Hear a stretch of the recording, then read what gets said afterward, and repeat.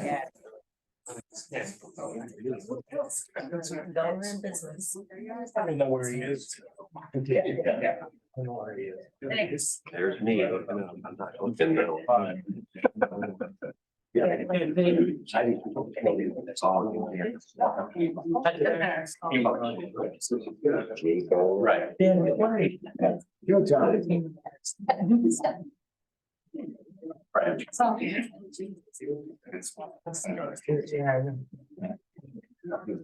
Good job. Ready when you are. Go ahead and start and I'll get it on Facebook when I. That's okay. All right, I appreciate it. Thank you, Veronica, and everybody else who wrote it, but thank you all for your patience. We're halfway there on the Zoom, so. Excuse me, good night. Yeah, good night, I wish. Good evening, everyone. My name's Sue Smith, Chairman of the Pompey Town Planning Board. And first of all, I'd like to start tonight, if we could stand for Pledge of Allegiance.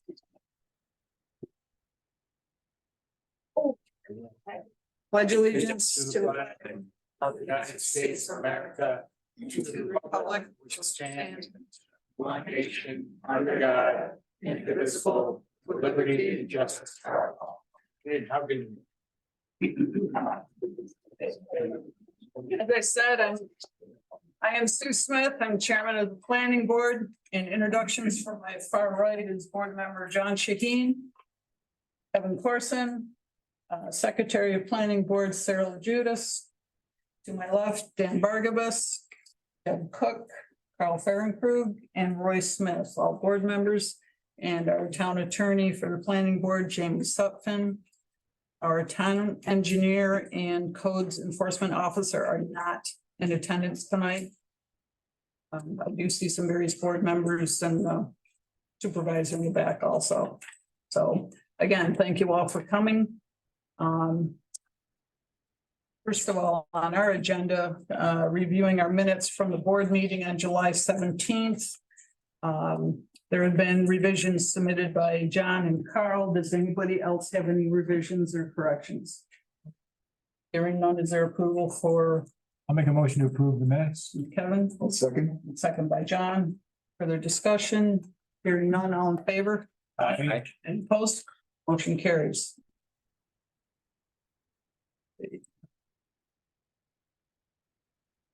So our agenda tonight is Palladino for Heritage Hill. Continue to review the site plan for the project located at 3149 Sweet Road. One of the tax map numbers here is 018.04-15.1. We've And 018.04-1. 5.4. 5.4. Yeah. Okay. Basically, there's two parcels listed there because there are two parcels and the site plan spills over onto both parcels. With that, we've been reviewing and reviewing and digging into the information presented and researched on. And Mr. Palladino, come on up. So I know board members have some questions. Also with this, I guess if you've got any new information at this point you want to share, otherwise we've got questions to ask to get through this. So I do have one. We have different drawings on your site plan.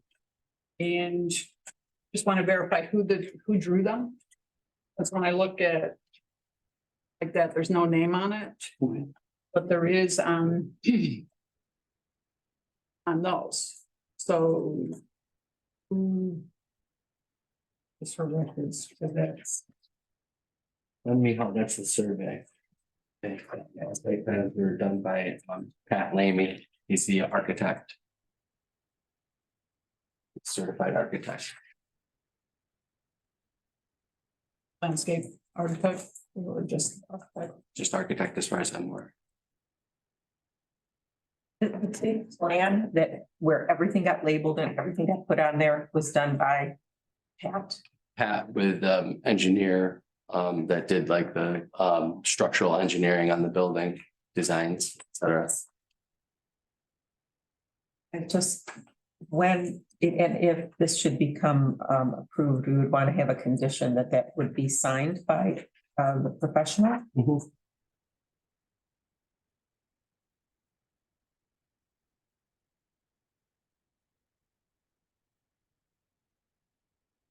And what were the hours that the processing plant was going to be operating? Well, initially it's gonna operate 7:30 a.m. to 3:30 p.m. That's when you get a USDA inspector.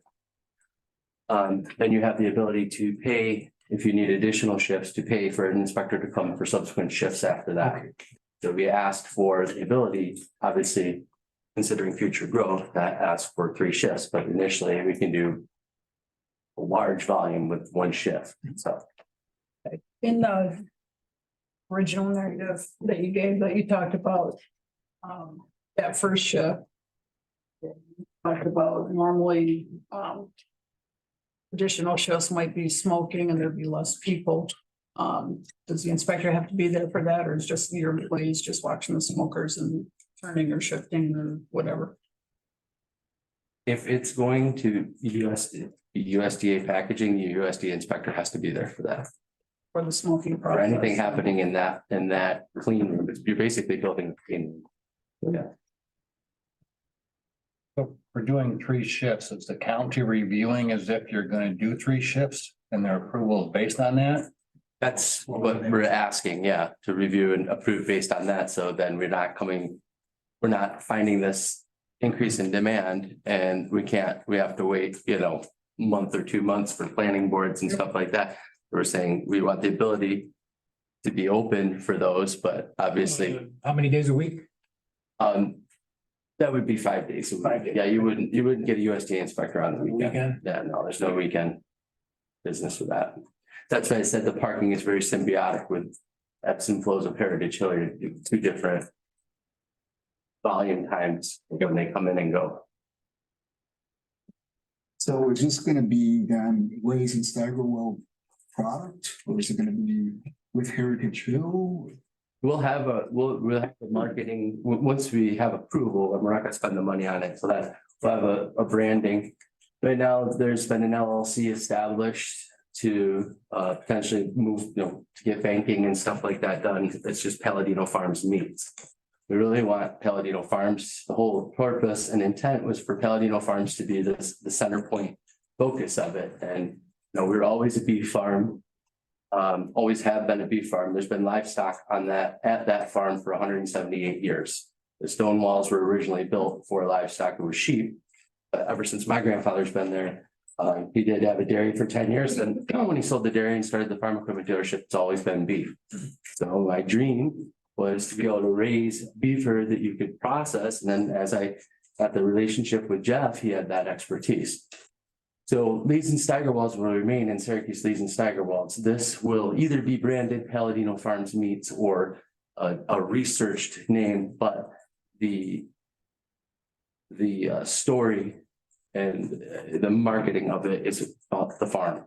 And Okay, but the intent right now is to just have it be Palladino Farms Meats. it'll be its own business. I mean, I guess what I'm getting at is what if Gianelli Sausage came to you and said, hey, you're a USDA facility, we'd like you to start processing some of our product and put the Gianelli label on it. Private label, yeah, Gianelli does do that. Gianelli does that at their plant.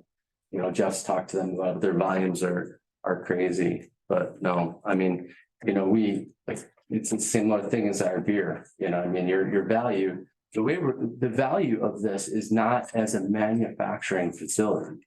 Of the value of it is what you're telling the public. Okay, you're coming, we pay our employees more in New York State. We are held to higher environmental regulations, all of these things, the things that all businesses complain about. We want to put together a story that says, yeah, we do that. And so you want to buy our product because you're supporting people that make a good wage, you're supporting the environment. That's why we want to have the green initiatives on the facility and everything like that, and tell a complete story. And oh, by the way, these animals are being raised right here on the farm and you can see them. You know, and it's an awesome story that the current businesses out there that do that, they don't have that end to end. They're only specialized in one part of it. It's a full vertical integration. So that this business is not the type that you would do contract manufacturing, because that's not what we're doing. Okay. So all the meat is gonna be from your farm? The goal of it is to utilize the farm as much as possible, but so it's like demand, right? All of a sudden demand takes up. I can't grow a cow in a lab, right? So, there's farms all around us that. Yeah. No, I'm not interested in that. There's farms all around us and part of like, when I went into this, the more altruistic thing was, okay, I'm seeing what's happening in agriculture. Small dairies are being pushed out because, the companies don't want to send milk trucks to multiple stops and everything like that. And I thought, well, geez, this could be an opportunity for people to raise beef or pork locally for it. But the goal is that everything coming from our community, or the worst case scenario, New York State, but then ramping up our own production and then maybe subsequently buying another farm to continue to do that to meet the demands of the facility. But cows, a lot of beef on it. So that's How many cows you have right now to start? what are we, Nick, 35? Yeah, about 30 right now. I just want to have the ability, Nick's part of this. I wanted the ability of him to be able to speak for something. And so the pasture is 100 acres. We have 100 acres of pasture that's behind his house and all the way up through. That's good for, if you do an acre a cow, they typically say, right? So and we have 300 acres in total. And so part of the plan is if the business grows to be able to convert that. I've talked to Soil and Water about having the west side of Sweet Road, which currently Dan Diamond farms with us and everything. And he's on board with this as well to be able to pasture the animals there. So you can see the beautiful beefers coming up the hill and everything like that. So So do you have young stock started now? I got 10, You got 10 calves? 20 on the way. Okay, Well, later on. no, I understand. it's all about how much you're gonna spend before you have approval, right? So it's like, yeah. Well, we're once we have approval, everything starts rolling. Like I'm not applying for grants, all the things that are associated with it just gotta start going. But without approval, we've already spent we've had good engineers and there's a lot of plans for it and stuff like that. So once we have that, then it's gonna start that whole ball rolling on those plans. But I've started all the initial conversations with Soil and Water about pasturing and how we would have manure management and everything like that. I've already started those discussions with them. So it sounds like 100% of what you're producing is going to go through your meat process. Yeah, without a doubt. Yeah. And so as you think about the future of this business, as it grows larger, is there going to be a point where the amount that you produce or the amount that on your property, the number of cows you have versus the other that you may produce from maybe larger than a 50% and potentially be an issue with the FBL? In the long term, no, but nothing ramps up in an immediate thing. So I can't sit here and say like, if suddenly, if this idea took off, like you've got to get beef to the facility, right? And we got a number of farms around us and stuff like that. So initially, that's what you would do. And then you ramp up your herd, you buy a farm, you start all of those processes, but they don't happen overnight. So I'm not gonna sit here and tell you, I know for a fact that we'd never go under 50%, but the intent is to be able to ramp this up, grow it. We're not going to come out of the gate like, get our feet wet, figure it out, and then start ramping our herds up to be able to understand what the demand is and go that route. So that is the goal. And then there would be, if the business, like let's say, exploded, right? Then the facility at Palladino Farms would be your flagship. It would be the thing, the one you show on the internet, the one you advertise, when ag and markets can tour, those types of things. But you would then start looking elsewhere, where you could actually do a large facility and stuff like that to handle like that kind of volume. The goal with this is to have like a flagship facility that we can be proud of, the town can be proud of, people can get fresh meats and it tells the story. And if the business grew like sizably after that, you wouldn't do it there. I mean, just, it's hard. So the upper limit on what you would envision at this point in time is that whatever you could handle for 3 shifts would really be the limit with this property would. Oh, yeah. I don't like, honestly, we're asking for 3 shifts. I don't see 3 shifts. Jeff's got to manage it. He's not gonna, it's just, it's him and I, you know, I mean, I think we could do what when you look at the numbers of his production, which he put together, and it takes time to get into the supermarkets and stuff like that. And still, you know, the size of the facility that we have is going to be good enough to handle what we think is our growth projections for the business. So I don't see that as a problem, but we have plans if it does. Can I ask you a question about, is Mr. Steigerwald here tonight? No, his partner in Leon Steigerwald's is having surgery and he's on his own for this month, so he couldn't make it. So we just got a letter this evening. I hate when we get things the last minute, but I do have it in front of me. And there was a question about the water usage. So I don't know if anyone can give. I would love to address the water usage, because I think I got a great point about it, Jamie. Because anybody here can drive down Route 91. 365 days a year, our water source flows out of the pond that the fire department uses as one of their main hydrants constantly, because we're on springs. And that's where I get the water for Heritage Hill and everything. I'm not attached to other people's wells or anything like that. It's a total different water source. I pump it a half a mile uphill, 200 feet up to the brewery. And that water flows out of that pond constantly, even during low rains and droughts. Can I just make one comment as the closest well to that situation? When mine was drilled, it was above the pitless adapter and it remains up there almost artesian. So I'm the closest well to that well and there's no problem with water and we're not taking anybody's water. My question is even simpler than that, okay? Because our engineer has opined that there is sufficient water. And he's not here right now, Yeah. so I will do my very best to cover the engineering portion of this show. But there was the question about how much water was used in the existing Steigerwald facility. He said it would be about the same, like 75 gallons per day. They've changed that. Yeah, the Stewart. They've changed that to Stewart 500. Memo Mhm. projected 500 gallons per day for the. Okay, For the meat processing. okay, so. 75 gallons a day referred to wastewater. Washing the Yeah. equipment, and then you put an allocation in there for the employees to use the bathroom and stuff like that. In fact, that's still in that Stewart's memo under waste. 75 gallons of waste per day. And I'm sorry for jumping in there, It but I is, just, 500 gallons per day of for peak in the peak hours processing facility. So my question goes to maybe, and just for the board to consider, if I know that that Mr. Palladino wants 3 shifts, but if this is something that can be approved today, with lesser shifts of work, then I think we would. I'm not sure that what we have here from John Dunkel is for all, Per shift or. right, how many hours. that's for total. That would be more a question for whoever came up with this, the Stewart memo, how they arrived at that 500 gallons projection. Jeff said, so the first shift, so we've discussed this in detail.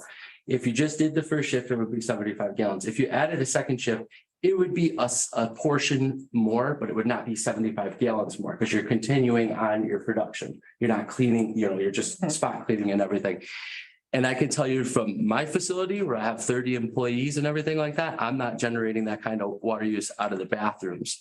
My primary water use for us comes from, the brewing operation.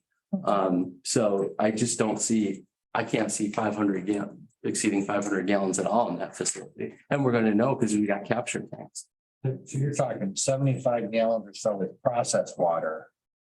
Yeah, just like cleaning up afterwards, The other water is, employee bathrooms. Well, your canning line. That's like, that's nothing additional because I already do that. Like we just can today. That's true. So I'm just citing it over to the building. That's all. Okay. Jamie, did John come up with a total volume of water? Sure, so- That the farm is capable of producing? Yeah. He does have, do you want to read that part, Sue, of, So on the engineer report from John Zumwalt dated August 18th. Following summarization, environmental and engineering related uses of the current facility and the proposed expansion. And his first topic was water supply. The existing well located near Route 91 currently supplies water to the brewery and will also be used to support the proposed meat processing facility. According to the New York State DEC's well completion report, the well is 120 feet deep and has a sustained aquifer yield of 17 gallons per minute, which can produce more than 24,000 gallons per day. I wish I had that well. No. The groundwater drawdown was 51 feet and pumped at the yield rate of 17 gallons per minute and fully recovered within 18 minutes, indicating well engagement with a fairly robust aquifer. The applicants have indicated the current total daily water use at the brewery facility is approximately 1,500 gallons per day, which could result in a peak usage rate between 8 to 10 gallons per minute for a peak hour. The proposed meat processing facility has been projected to use another 500 gallons per day, or between 2 to 4 gallons per minute for a peak hour. Therefore, the projected total usage for the expanded facility of 2,000 gallons per day and 14 gallon per minute in the peak hour is within the measured capacity of the existing well at more than 24,000 gallons per day and 17 gallons per minute. It should be more than that to sustain that usage.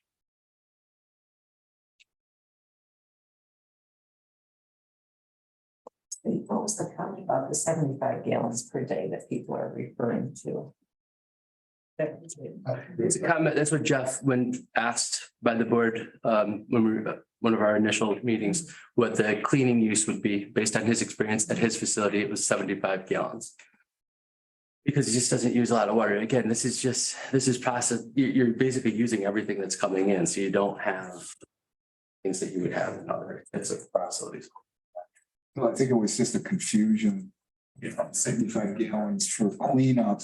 Yes. Compared to total water usage of Yes. the facility. And so they put up to 500 gallons, and that's what John's responding. And that's what we're responding to, and that, so that Right. seems to answer And is that question. it fair to say he's got 24,000 gallons per day to play with? Before he maxes out? Right.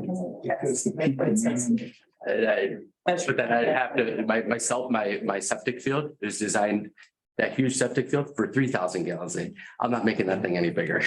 So there's my peak use, 3,000 gallons, you know, if it's going out. I mean, most of the tanks. So what is going to the septic system from the processing and what's going to be? Well, there's, outside? our plans have nothing going to it unless the bathrooms do, and that would be, the county wants to see. The good news is we're all approved for the Heritage Hill system, so September 11th, that's all going into operation. So how big is the whole thing? I just want to clarify Yeah. that for the Heritage Hill. That's why I said Heritage Hill, Listening, okay. Yeah. The septic for the Heritage Hill, as we know it today, has been approved by the county. And the DEC. And the DEC, everything is in compliance for approvals. If the meat processing plant is approved, there's another set that would have to be approved to incorporate from meat processing. Yeah. And they are very specific in their directions that steps have to be taken before construction, et cetera, et cetera, et cetera. And we will go over that. Yeah. Later. And we're, the plans that we're putting in front of the county, once we have this approval, is to put capture tanks at the beginning to prove out the water usage. So then we can say, okay, this is how much we're using. Okay, you're good to go. It's got plenty of capacity on the septic field, and then ask them if it's okay to tie the bathrooms in. However, the washout will always go like the brewery waste is to offsite. So Jamie, if we think of the 500 gallons per day as a shift, and he ran 3 shifts, that'd be 1,500 gallons. I don't think that's what he's saying. No, I know that, but if he were, he would have that capacity. Apparently. Yeah, okay. Yeah, just a fact. Question. So is there a revision of how much water waste is gonna be sent off site on a day or weekly basis? It would approximately be that 75 gallons for every operating shift. That would be what gets sent away. But then the bathroom stuff, I won't know. I don't know how many times 16 people go to the bathroom during a shift. We'll find that out, but the tanks are gonna be designed with the alarm systems and everything like that. So we know well in advance it's gotta be pumped. And after a couple months of operation, we're gonna know exactly what our offsite, But that 75 gallons is going out with whatever the brewery, waste is, yes. Okay. And then we have to which is a very small percentage of the brewery. They're not that far apart because the brewery waste, again, I capture most of the brewery water as beer, right? So you only just have a clean out and you try not to use a lot of water for that anyways. So, and now that we're paying to ship it in particular, you're gonna make sure you have it dialed in as efficiently as possible. But yeah, they're all gonna go to a 2,000 gallon tank. That's what's in front of the brewery right now. It's gonna get put in the ground, the alarm system and everything on it. So the truck can just pull in, pump it and go. So does the wastewater go out as a hazardous material when it gets processed? No, I just have to send it with balanced pH and the city is now, Onondaga County is now making you do chromatography tests, which are like, I just found out they're like $1,200-$1,500 periodically to prove that you don't have. If we're putting fuel oil in it and sending it out and stuff like that. That's what I've come to find out. So now you gotta spend all this money. An annual test. Yeah. Yeah.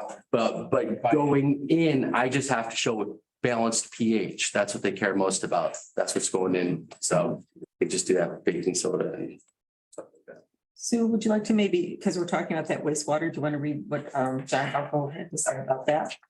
So I'll continue reading John's report. Topic number 2 is wastewater.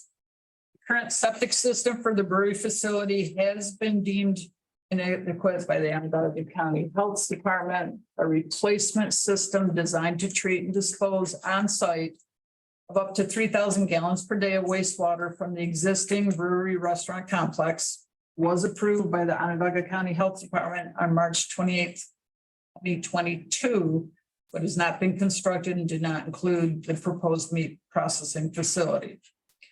While the design volume of this approved waste treatment system would exceed the total estimated water usage of the existing facility, plus the proposed meat processing addition, which is 2,000 gallons per day, the current modified system designed to be reviewed by and approved by the Health Department and DEC also includes holding tanks for the meat facility wastewater and for the brewery wastewater. As a result, the 2 most highly concentrated sources of wastewater are proposed to be removed from the new on-site treatment and disposal system waste stream. According to the applicant, new holding tanks will be regularly pumped under contract by licensed operators and trucked to the Onondaga County Metro STP for disposal and treatment. On August 8th, 2023, the Onondaga County Health Department approved the installation of the 2,000 gallon holding tank to be used for capturing the brewery waste. No building permit should be issued until this modified plan is approved by the appropriate regulatory agency or agencies. Also, no certificate of occupancy should be issued until the approved system is fully installed and accepted for use by the regulatory agency or agencies. So that brings you up to date on, we're okay for Heritage Hill. 2,000 gallon tank can go in. This if everything is approved tonight, you can go ahead and seek your funding and this and that, but no building until a modified plan has gone through the process. I continue with the third then. Well, I think we need to talk about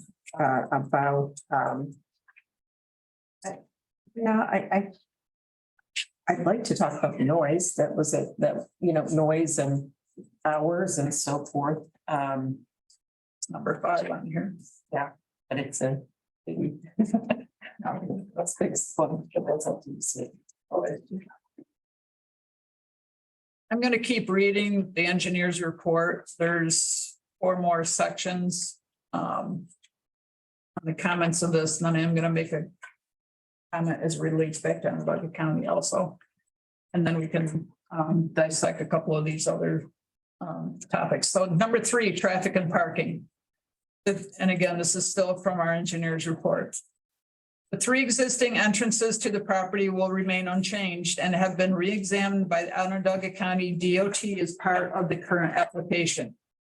The DOT found there to be no issues with their use, location, or geometry. However, parking that was previously occurring in front of the brewery within the highway right-of-way of Sweet Road was not allowed by the Tama County DOT. Applicant has since physically removed these spaces and eliminated them from the submitted site plan. According to the applicant, proposed meat processing facility will employ approximately 16 people per shift and will have no significant public engagement. Therefore, there should be no significant increase in traffic volumes at the facilities. Proposed site plan shows a total of 370 parking spaces. To estimate peak parking demand, a factor of 1.7 people per car was used for the brewery restaurant complex, which has a total maximum occupancy rate of 578, as determined by the town's code enforcement officer. This results in a theoretical peak parking demand of 340 spaces. With 16 additional spaces for the meat processing employees per shift, the total peak parking demand is estimated to be 356 spaces. While the plan does show 370 spaces, there is also adequate space, topography, and ground conditions for additional overflow parking in excess of the spaces shown. Number 4, site lighting. All proposed site lighting for the meat processing facility will be required to be dark sky compliant, downward directed, and shielded in accordance with town code. In response to a neighbor's complaint, the applicant has also agreed to retrofit some of the critical lighting for the existing brewery facility and parking lots to meet these standards as well, in order to reduce off-site glare. Site lighting will be on all night for security. Number 5 is noise. Noise levels generated from the existing facility and the proposed meat processing facility will be restricted To be determined. at the Palladino property lines. The planning board may consider further restrictions on amplified outdoor music, and that'll be a discussion that we're going to be coming back to, Dan. Number 6 is stormwater. There are no known issues with drainage, erosion, or sedimentation associated with the current brewery complex, and none anticipated from the proposed meat processing facility. No new impervious surfaces will be created. Since less than 1 acre soil will be disturbed to construct the proposed meat processing facility, no post-construction stormwater management facilities or permit coverage from New York State DEC will be required. However, an erosion and sedimentation control plan should be prepared and implemented as part of the building permit application. So a lot of based on summaries that were in here. I wish to go back to what Onondaga County Planning Board, their 3 comments on their memo dated April 26, 2023. Their first one said the town must ensure Onondaga County Health Department, New York State DEC approvals as necessary for both the current and any proposed sanitary sewage facilities on site prior to municipal approval of site plan. We have a letter dated August 8th of 23 from Jeff Till from County Health that it's approved, that condition then is satisfied. Number 2 is per Onondaga County DOT transportation applicant must remove all existing parking from the county right of way, which he has done. Site plan must be modified to reflect the required changes prior to our approval. That has been done. So number 2, I believe, has been satisfied. Number 3, the applicant must also coordinate with Onondaga DOT regarding submission of drainage study or SWIP, the stormwater pollution prevention plan. Department also talks about 2 southerly driveways required to meet commercial driveway standards, no additional driveway access, et cetera. These conditions that were given, I believe in the letters and approvals that we have gotten, that only 1 acre is being worked with, or it's with disturbed, thank you. And because of that, a SWIP is not necessary. And we have confirmation, Marty Voss, Onondaga County DOT, that driveways are acceptable as is. So all 3 of those conditions, I believe, have been satisfied.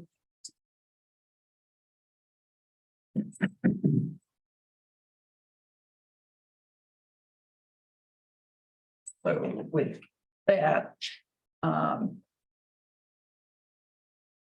wastewater, septic. I do have a couple questions on the site plan in that you referred to the view pavilion with just determined capacity of 85 people. What's the main purpose of that pavilion? So primarily storing picnic tables in my fire truck, but it can be used for like, the purpose of it when done was that it allowed, if somebody had, let's say they had an event in the barn and they wanted space outside and stuff like that, they could utilize that as well. That's the one that's right behind the barn. And what's the additional? We've got 2 different pavilions. Yes. One, I don't think I that the think- little one next to the brew house, did he put 85 on that? versus what was the last one you built? They have a capacity of 342. That's the one you had. Okay, that's that one. So it is, he's putting 85 on that one. It's the one that the people can, you know, we have extra tables in there, like for when we have Mother's Days and stuff like that, or people can rent it for like having a little birthday party or something like that. The view pavilion or the additional pavilion? We've got one with 85, one with 342. Yeah, so the view pavilion is the one to the north of the front porch of the brew house. I just was surprised by the occupancy number, that's all, just because when I set up tables in there, I obviously don't have that many people on there. Use it for like 30 or 40 people max. Square footage. Yeah, it goes by square footage, exactly, so. For that one is used for, you know, also shade, it's really hot in the summer, like people can sit in there, like it's just, you know, it was a patio. Did they carry their food in there or are they actually like served? Mostly they'll have it from like the outside grill and they'll carry it in there, or it'll be like for a private event or something like that. But like, for instance, like on Mother's Day, we had tables because it was extra seating, you know, it's hard to plan those. So it'll be used for extra seating primarily, Yeah, overflow seating. extra seating or little events, you know, obviously, you know, our main focus really is become on events, just because it's very hard to rely on restaurant traffic in Pompey. And the additional pavilion, same thing, Yeah, just same thing, overflow or. overflow, and then it's been mostly storage for me, which is, Okay, so here's my question, because you alluded like if it was an overflow from the event barn or whatever. Will that happen? Is it an option or is it mostly storage or? Leading, and probably the question is if you had a function in the barn and that was the spillover down there, are you, if it was music? Yeah. Are you expecting the music to transfer from there? no, when people have events, their choice is either to coordinate with me. That you will enjoy the music that we have on the outside stage when we have it, and we can change the hours maybe to effectuate that event. Otherwise, I expect them to have their music inside the barn. The doors are open, you know, the glass garage doors are open and stuff like that. place the facility with the 300 capacity that's got the dairy style roll down curtains. So it can box in a little bit, but honestly, I think it's been used twice this year. Do you ever have events in there at the same time in the barn also? You theoretically could, but it's not really feasible because you're servicing them both and it kind of like. If people have the barn, they like, I give them the whole area in the back, really, so it's kind of become that, so trying to think of the last one down there was a graduation party that was down there, they wanted to be outside. And liked it more open, so. Not saying I wouldn't, but you know, something.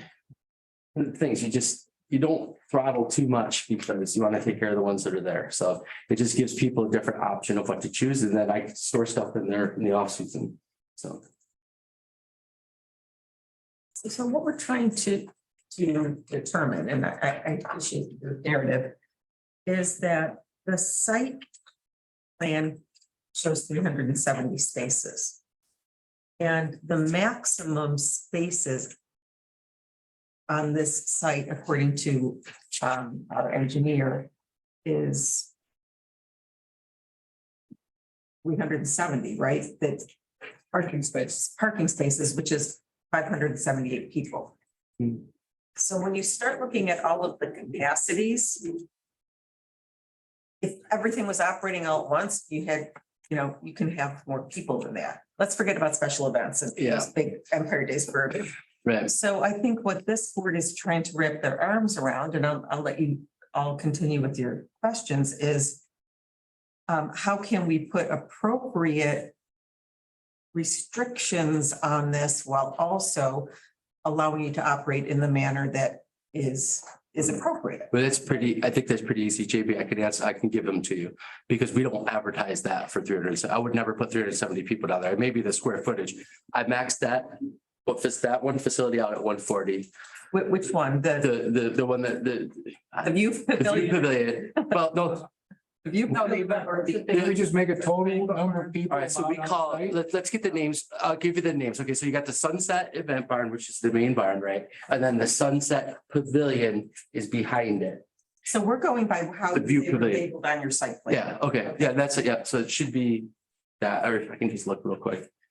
I'm not confusing everybody. Yeah. But Dan, you can have, 85 people here, 300 people here, but if we are saying that the maximum with parking is 578 people, and we just put in, that's the maximum capacity of Heritage Hill is 578 people On the site, yeah, on the site, on yeah. the site. And then wherever they're at is wherever they're at. Yeah, But JB, I don't like, I would say it's half, I wouldn't even have half of those amount of people, because I put tables, nobody just has an event for like standing space. In the barn, we'll do, like, if we do a music event, like we'll do for our anniversary, we do that, but otherwise, they have tables and stuff like that, so we only tell people like 140 for that one. And the one up top that's got 80 on it, we only tell people like, if you're 30, like 35 max, stuff like that. So I'm happy with Kevin's thing, which is like 578 is your total site capacity, and that's it, and I'm okay with that. And that takes into account the parking. Yeah. Which I think, and on the conditions, the way it's being proposed probably covers that. So would it be fair to say that the view pavilion is for overflow from events at the barn or over, is that what you said? They can all, One's like extra seating. yeah, and people rent that, people do like that one, because you get this view, and like they'll have like a little birthday party. It's a very popular one for like little kids' birthday parties and stuff, because the animals are right there and stuff. So it is individually rented, but it's mostly just there for, people to get out of the sun, have a little outside shade, overflow from the brew house in an event that we're doing, like Mother's Day buffets or Father's Day buffets. It gives us a little extra seating capacity because it's easier to do for buffets. The servers don't have to really run out there, so. From the standpoint, we're going to use what codes told us, which is 85 on the view, Mm. 342 on the additional pavilion, with the understanding that it's never going to be more than 578 Yeah. total. which is 370 vehicle spaces, which is what's on the plan. Remember that. We'll talk about special events separately. Does the board have any comments on that? I mean, do we put that in, where, you know, the codes is determined for various capacities, but do we put that in that the maximum capacity that we'll approve for Heritage Hill will be at any one time 578? Yeah. I think that is in the proposed resolution that you all reviewed. Okay. Yes. We did want to put a use on there, so, Yeah, overflow seating and parties, private parties or parties. Yeah, that's fine. Yep.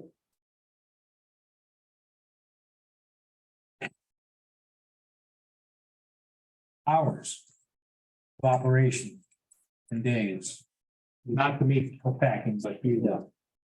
So there's what I want the, you know, when we came back in 2018, you know, it's because I didn't want to have, like, since we went to the New York State guideline, which is 2 a.m. I don't stay open till 2 a.m. Like our place, you drive by it at night.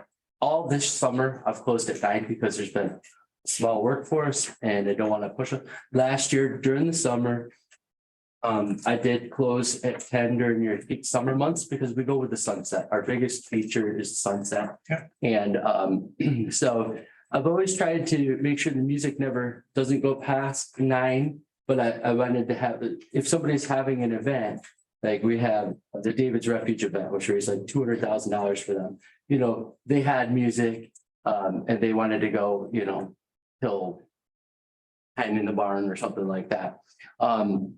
So as I thought about this coming here and trying to figure out like, and what I did this summer, I do want to make a statement.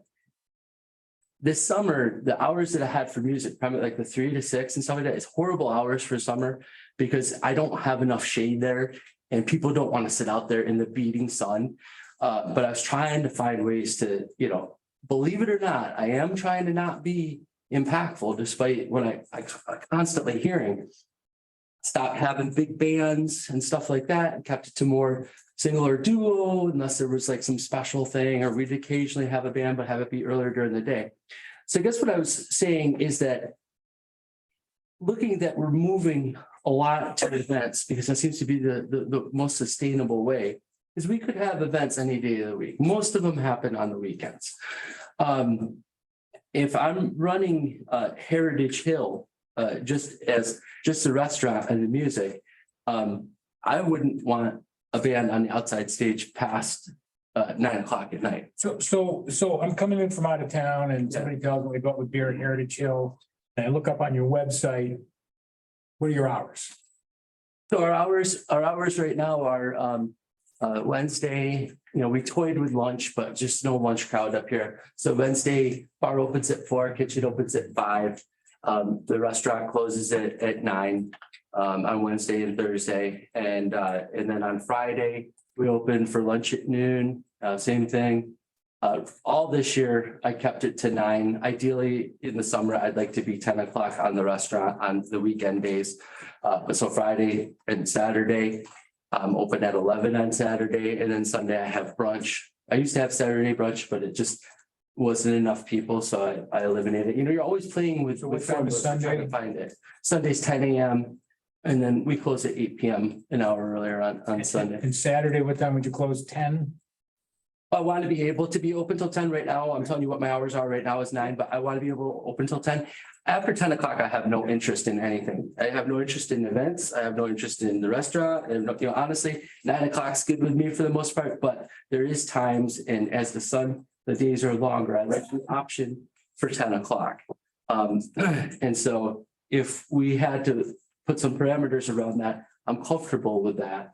And I'd like to be trusted to, I don't always know what's going to work. Stuff happens like the pandemic. We did the sunset drive-ins and stuff like that. And you gotta be able to respond to it. But I'd like to just try to find the right mix of where I can, you know, get with the customers so they can appreciate it and enjoy it and at the right times. And can't tell you right now, that's between 3 and 6. But I could tell you, it's not after 9 o'clock outside, and it's not after 10 o'clock inside. And I prefer to have it earlier than that myself.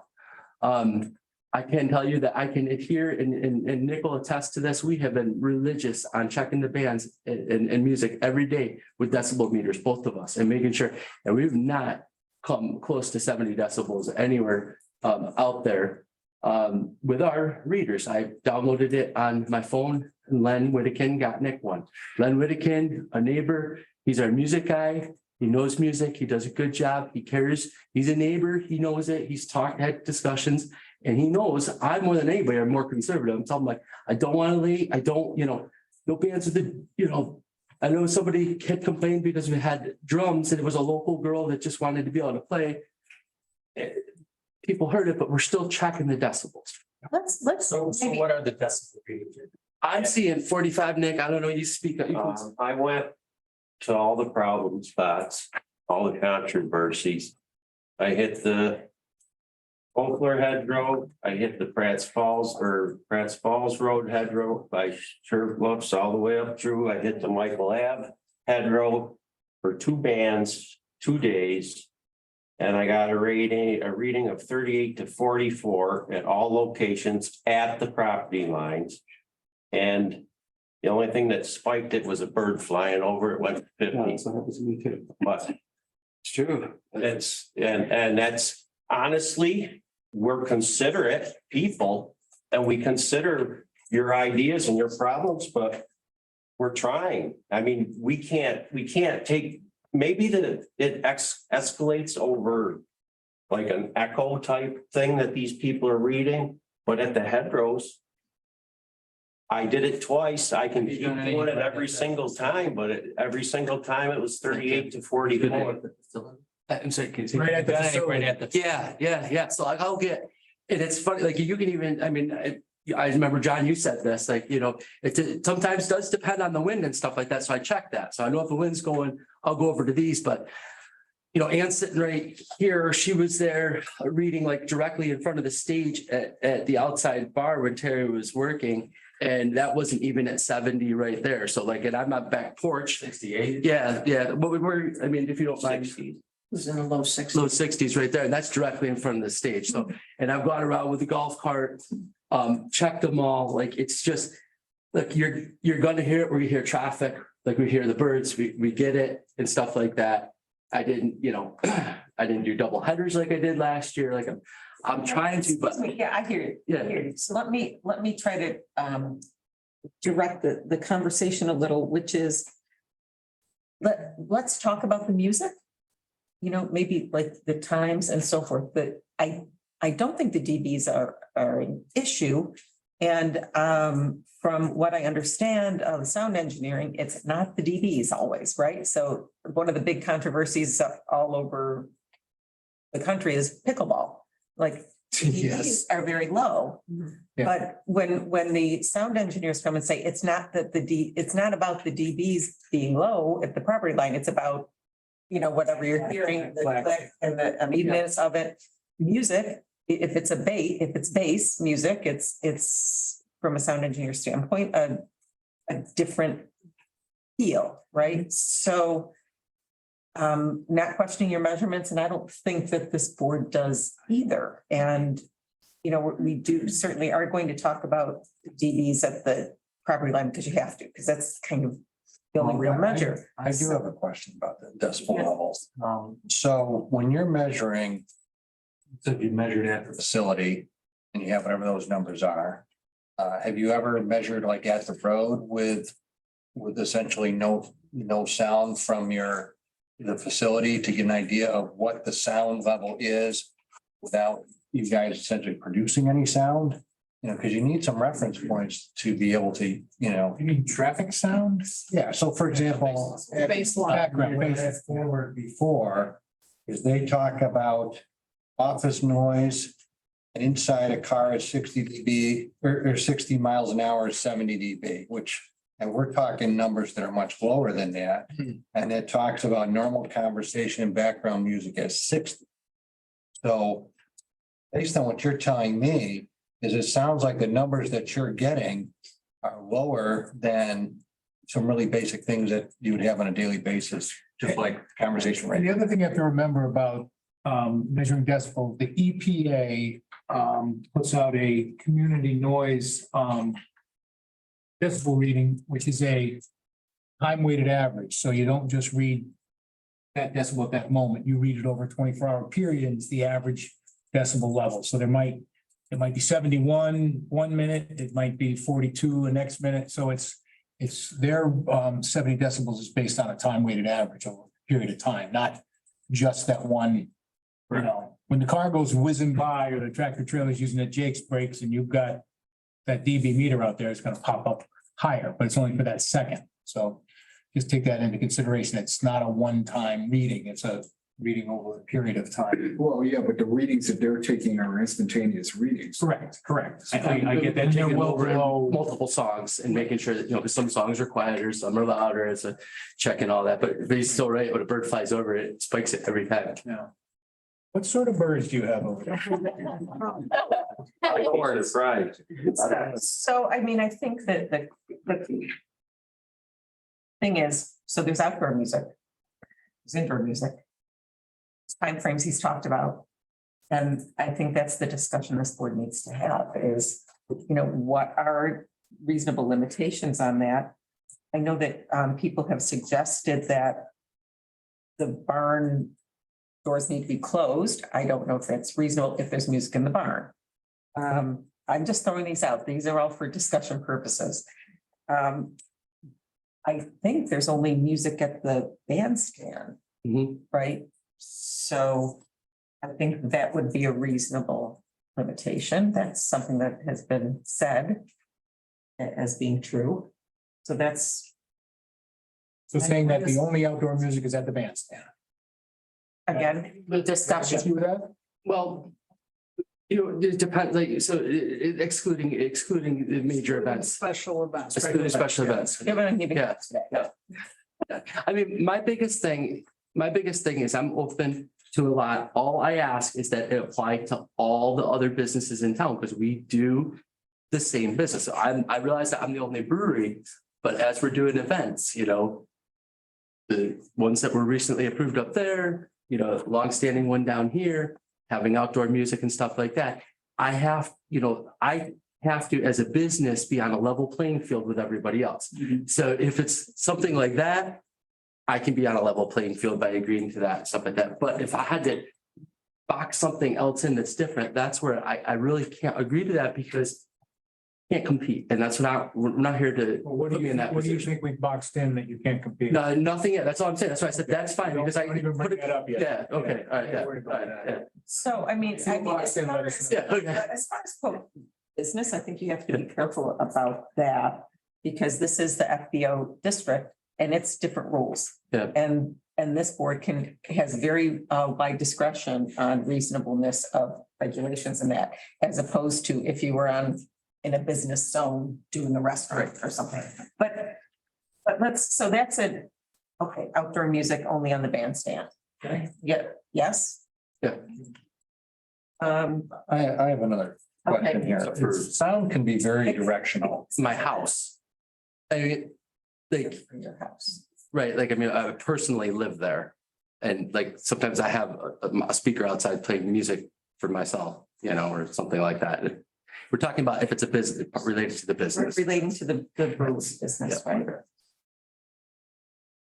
So my question has to do with sound. I mean, sound can be very directional. As an example is my neighbor, if he's in the right part of his property, can just talk and I can hear him as if he's standing right next to me. And so I think in general, you know, I don't know how much something like that affects it, but it would seem to me that if there was a particular individual or location that potentially did have a problem, is there would probably be a way to mitigate that. So, you know, when we're talking about numbers, to me, we're talking about what it would be at various measurements at his property, because it's really impossible for us to go any place else and look at every individual property. Like that. So I think that whatever numbers we use would have to apply to the property. If there is some issue at some other location, we would, you know, potentially something might have to be done to mitigate. No, anything that's been approved prior to this, we're not gonna go back and check the decibels at whatever they were approved, and we do not have a noise level ordinance in our code. This is going to supersede everything. Right, but this is for this location. We're not gonna go back to Right. everybody else in town. What I'm trying to say is if there's one location that has a noise problem, On his property. no, I mean, let's say some neighbor just happens to be in a place where the sound gets focused for some reason From his facility. from his facility is there, that just one place being an issue shouldn't necessarily create a problem. The issue would really be is mitigated so that that one person doesn't have an issue. You understand what I'm saying? I think we're saying that if we pick a DB that at the property line, that's what it's gonna be. That's what it's gonna be everywhere. That's Yeah, that's what it'd be everywhere. Okay. So if the outdoor music, and there was, I had read, I spent a lot of time on these prior approvals. There was talk about the music being acoustic at one point outdoors. And I know that, nobody knows what that means, so that needs to be sort of revisited and discussed. That's non-amplified music, doesn't it? Right, but we're talking about bandstand, probably it would be amplified. It'd have to be, you wouldn't even hear it. You can't, right. You wouldn't hear it. Can't hear it, so I mean. Are. What would the hours be? Do we care if it's live music or if it's DJ type music or other music at the bandstand? I addressed that to you. Just a point of clarification, so I have never had a single complaint, or you can't honestly even hear it after you get behind my house or behind the barn, but I have both speakers playing ambient music for people, but I don't have live music at their outdoor speakers on it. Nobody ever notices. On the bandstand? No, on just like the Heritage Hill building and the pavilion right there. So it's ambient, Nobody's ever said a word about it because you can't hear it anywhere else, but I want that noted so that doesn't become a problem. I mean, there's no decibels outside of our farm. I don't know. I haven't heard anything about the ambient music. I don't know anything about it, but is that a discussion item? I just don't, I don't want it left out and then have a subsequent Yeah, issue. I just want it noted that that's there. And That would still fall under the same thing of not exceeding at the property line and decibel level that we determine, whether it's ambient, speakers or it's a band. But we're also setting hours. Hours, right, so, Oh, hours for the ambient music, right? well, I guess that's this is what we're discussing here. Is bandstand music different from the ambient music? And are we talking about hours for any of these? So. I would ask to be allowed for the music to match the hours of the facility for in the cases that there's events like that, and then trust the way that I've managed it. I'll be, I don't want to be having late night stuff like that. So I haven't had late night bands. I did Friday night, 6 to 9, but this thing's gotten so crazy that I took it out. I'm trying, but I want to be able to do it. So that we can do it by managing it through decibel levels and monitoring it and talking. I'd rather do it that way and not So Dan, stick to the business so hours. looking at, like going online and that or advertising that usually, like their hours are listed and then like, hey, live music this Friday from such and such to such and such. Yeah. And had written down, but like if it was a Friday 6 to 9 and then Saturday 5 to 8 or something, and then Sunday was 3 to 6. Is there a general mode that could fall into during, especially the summertime, that any neighbors could basically count that, okay, it's Friday, I know it's gonna be from here to here and then done. Just fall into a routine of ours and so on, unless it was a special event, which would have been communicated that, hey, it's gonna be an all-day festival and music within that will be on a separate stage and it's gonna be from such and such. So I hear where you're going. The only issue is, okay. Corporation rents the barn and they want music outside from on Saturday typically on Saturday, I'm gonna do it probably 5 to 8, but sometimes. I post that, but depends on the bands and when Len can schedule them or the music, you know, so I typically keep it within that range, 7, 8 o'clock. But if they wanted it, that's what I'm saying, if they wanted it, I would ask that the latest that an outside band on that band stage can go is 9 o'clock at any point in time. And then in good faith, trying to not make it to 9 o'clock, but having it be the, you know, one-off type of things that are based on the schedule of that event or something like that. And that's what I'd like to offer without cutting out the ability to have like the David's Refuge thing where they wanted the music till 9. I don't like, I can say right now, I'm not gonna have outside bands playing past 9 o'clock. Okay, first of all, so David's Refuge, is that like one of your special events? It's not a special event because they rent the brewery, but they had, I think they had like 300 people, you know, but it's not a special event. It's like, it's just, I call events. What I call events are like you renting it for a bridal shower or something like that, you know, or David's Refuge type thing or something like that. The only big special events that I have are where the parking capacity exceeds, you know, it's like the farm days or Right Vibes. Yeah. That was it. Right vibes. So that's to be there. And again, that one, I pushed them, like they wanted 11. I'm like, no way. I'm like 10 at the latest. And, you know, so. Let me go back to that ambient music again, because that's every restaurant you walk into, every store you walk into has ambient music, background music. Sometimes it drives you nuts in the restaurant. So where are those speakers? That it's in the restaurant or? So I have it in the restaurant, I have it on the patio, and then a couple outdoor speakers on the edge of the patio. Looking at the people, like if they're pointed towards like the animals and stuff like that. Right.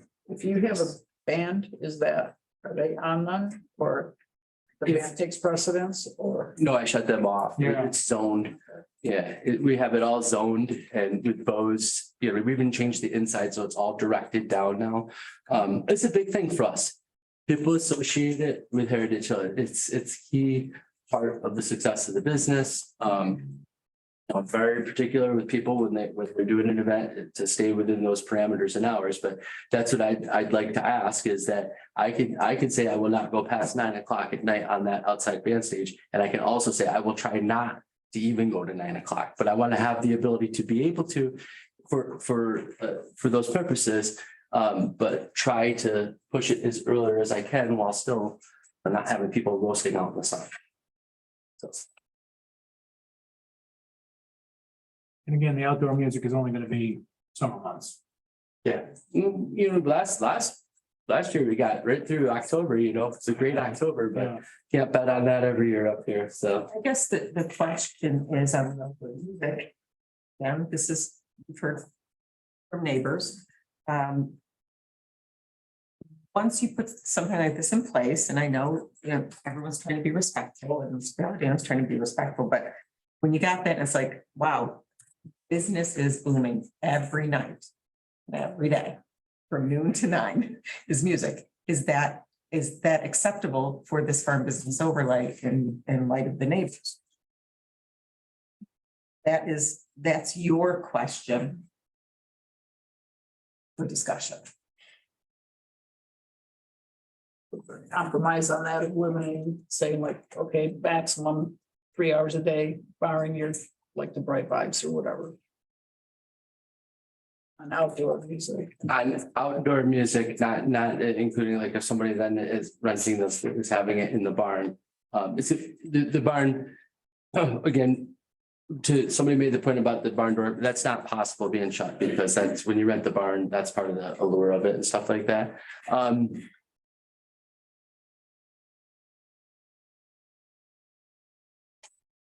I think Most of your ads this summer have been 3-hour blocks. 3-hour blocks, yeah.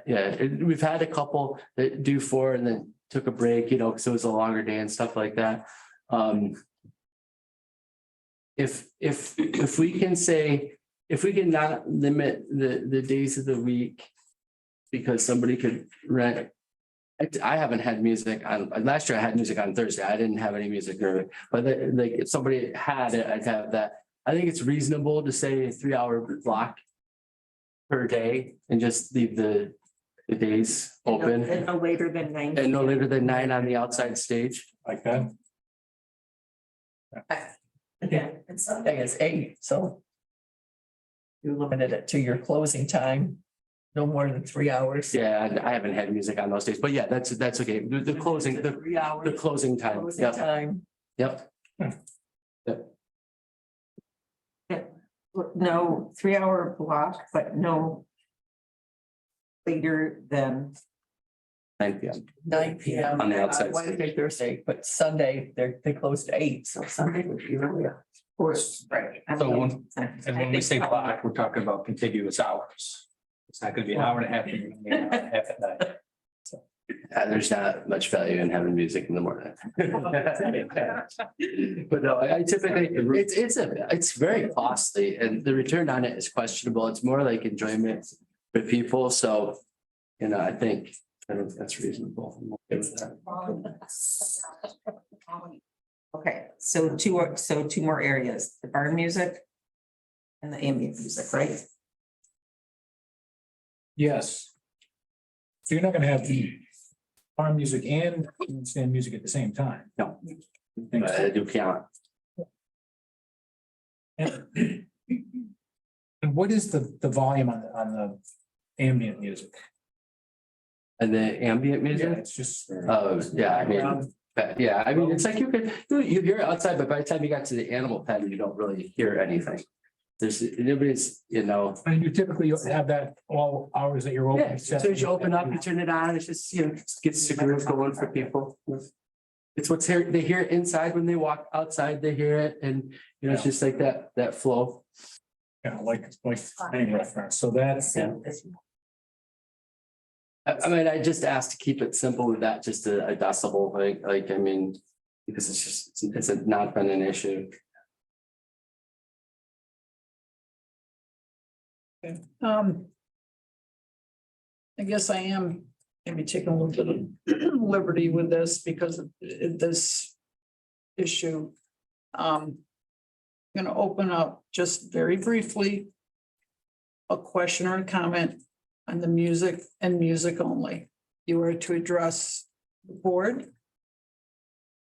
We're to be civil on this. We want genuine concerned comments or that's a great idea. Okay. You'll need to state your name and address for us and this is this the music. music only. That's the only topic. Sir, name and address, please. Jim Rozier, 7262 Bratz Falls Road. A couple of comments. Mr. Nick Palladino, I agree, he was out measuring the sound levels yesterday. Lisa Miles and I were standing right there when he came by on his four-wheeler. It was about 6:05 after the band had stopped. So I'm not surprised that what he caught was a bird. As far as the ambient music, that went on until about 9 o'clock last night, and you could hear it very clearly sitting on our deck. And just as a matter of perspective, our deck is 2,100 feet away from the bandstand. As far as the band playing yesterday and Saturday and last Saturday and the Saturday before that and the Saturday before that,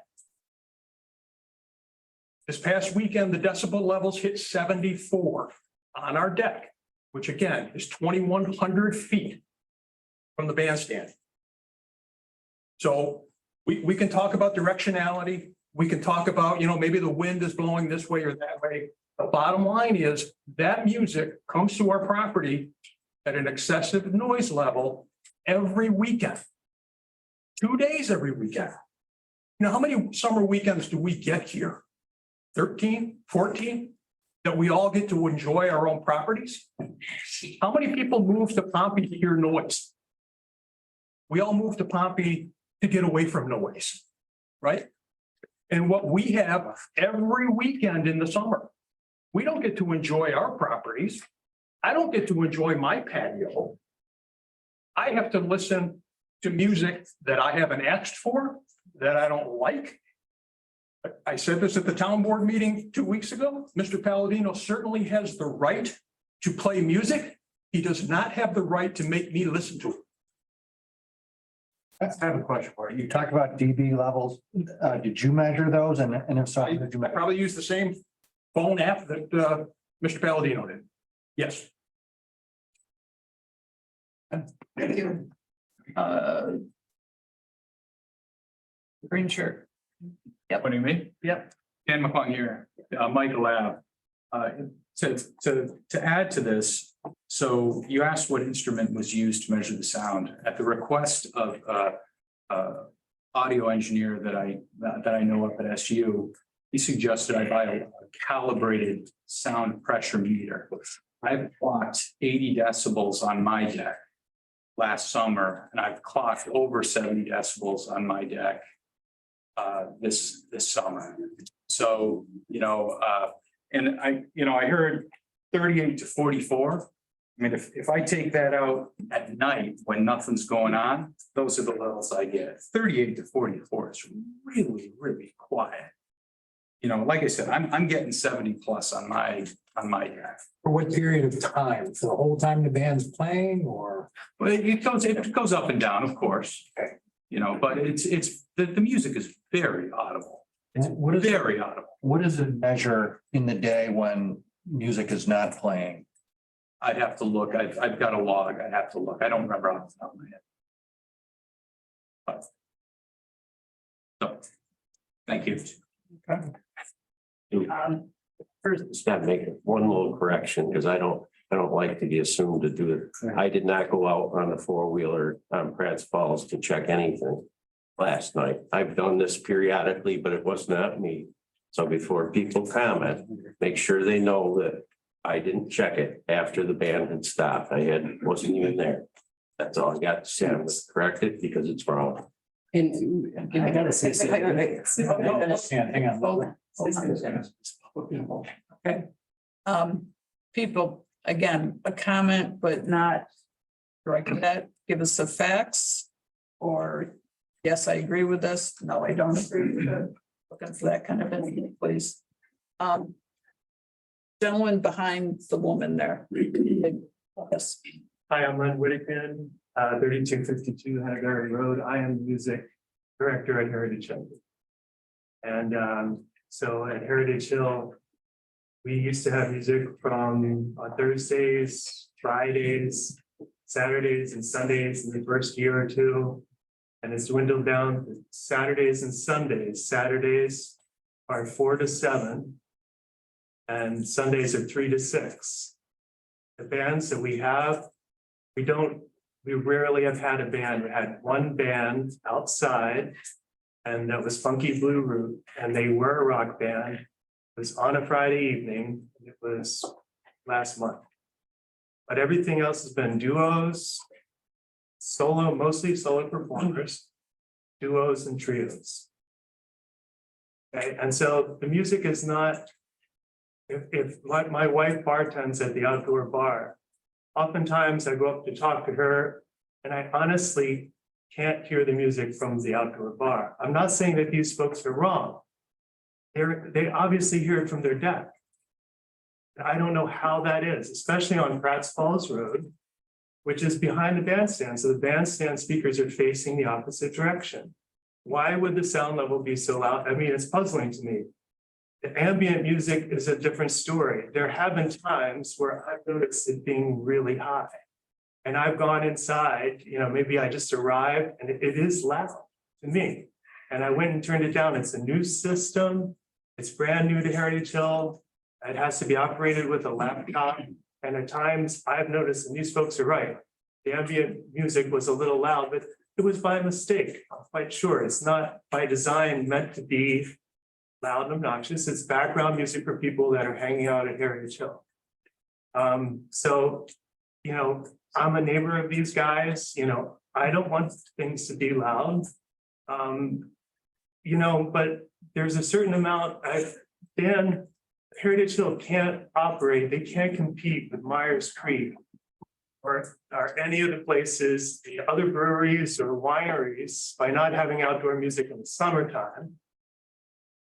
Because everybody on a nice day wants to be outside. They, if their music has to go inside or something like that, they're gonna go to Myers Creek, they're gonna go to Onco, they're gonna go to Owira, gonna go to where it is, that they can see outdoor music. Dan's aware of that, but he's cut that back on the music to very limited hours. And, doing the decibel readings, trying to do what he can, so. That's my comment. I mean, if you have a neighbor and we all have lawns, we all cut the grass. Makes a lot of noise. Of course, you do it in hours. That you're not going to offend your neighbor, you're not going to wake them up first thing on a Sunday morning. That's how Dan understands. But we don't have rock bands. There are some that are in the barn. And for a special event, I personally only booked one this summer. And I booked it well in advance of any of the issues that have come up, these meetings. Since then, I've either canceled them or haven't booked anybody to play in a band. Like a rock band with bass, drums, keyboards, electric guitars and all that stuff, so. And Thank you. thank you, Lon. First. Yeah. Lisa Miles, I live at 7262 Crafts Falls Road. I want to make note that what we're complaining about is the volume, not the hours. We can look online and see when the band is going to be out or when the live music is playing. It's not the hours, it's the volume. And it wasn't a problem until just a few years ago. And I believe that Dan put in a new sound system a few years ago. That's the issue. It's maybe the direction that the speakers are pointing, or it's something within the last couple of years that has changed in the volume of the music that he's having. I have a recording on my phone today that I took yesterday, sitting on my deck. Clear as day, you can sing along with this song. I sent it to the town board. They have the clip. I asked that someone please address our concerns over the level of noise. It's not the hours. I don't care if there's a band up there playing till midnight, as long as it's not disturbing me. And maybe it's the wind blowing, maybe it's because we're downhill slightly.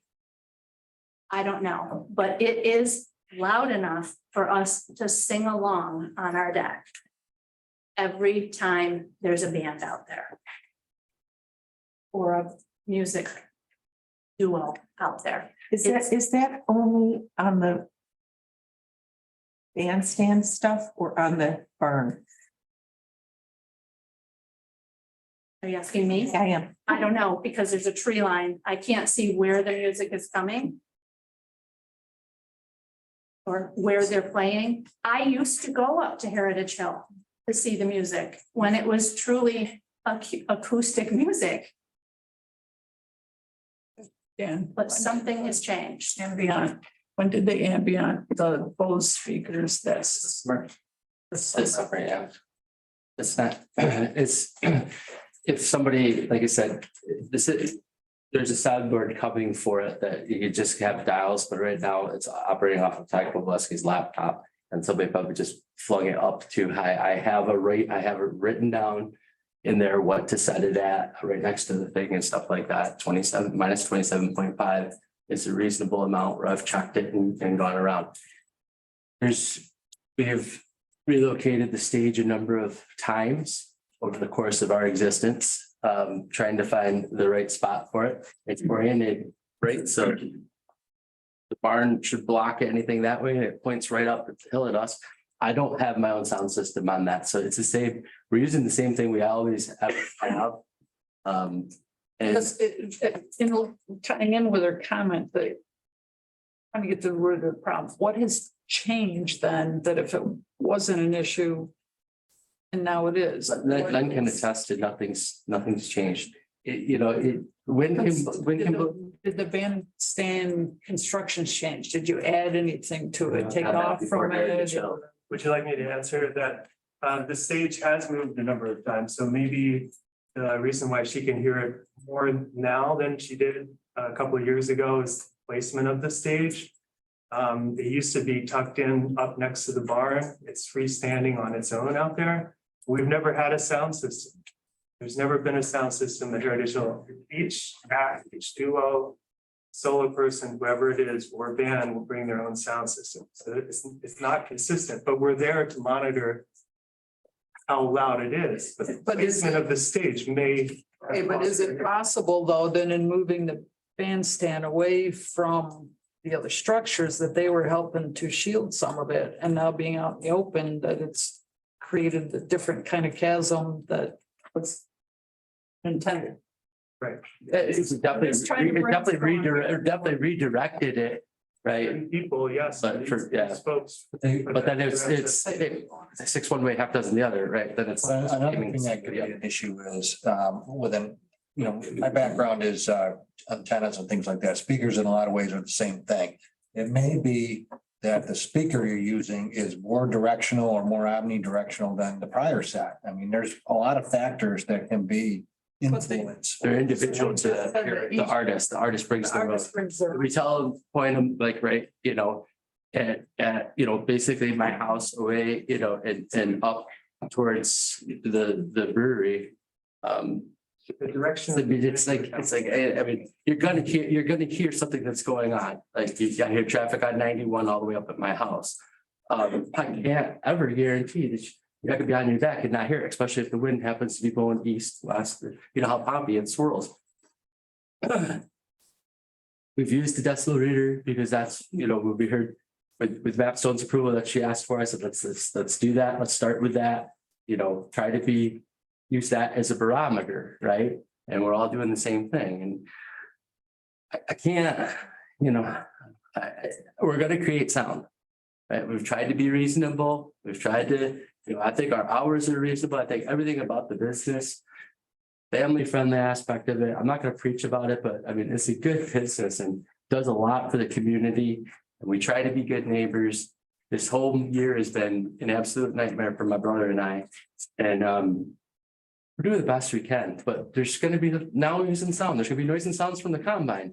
There's going to be, it's what you get in Pompey. Sometimes it smells good and it's quiet, and sometimes it smells like crap and it's loud. And it's just I'm trying to make this business succeed while balancing everything around it. But this stuff is going to come to Pompey. It's you got Micron coming in, and they're going to have things that you got to do. And as stuff gets built up, we try to be reasonable with it, but I don't know what else to do. I have Len, we monitor it, Nick's monitoring it, I'm monitoring it.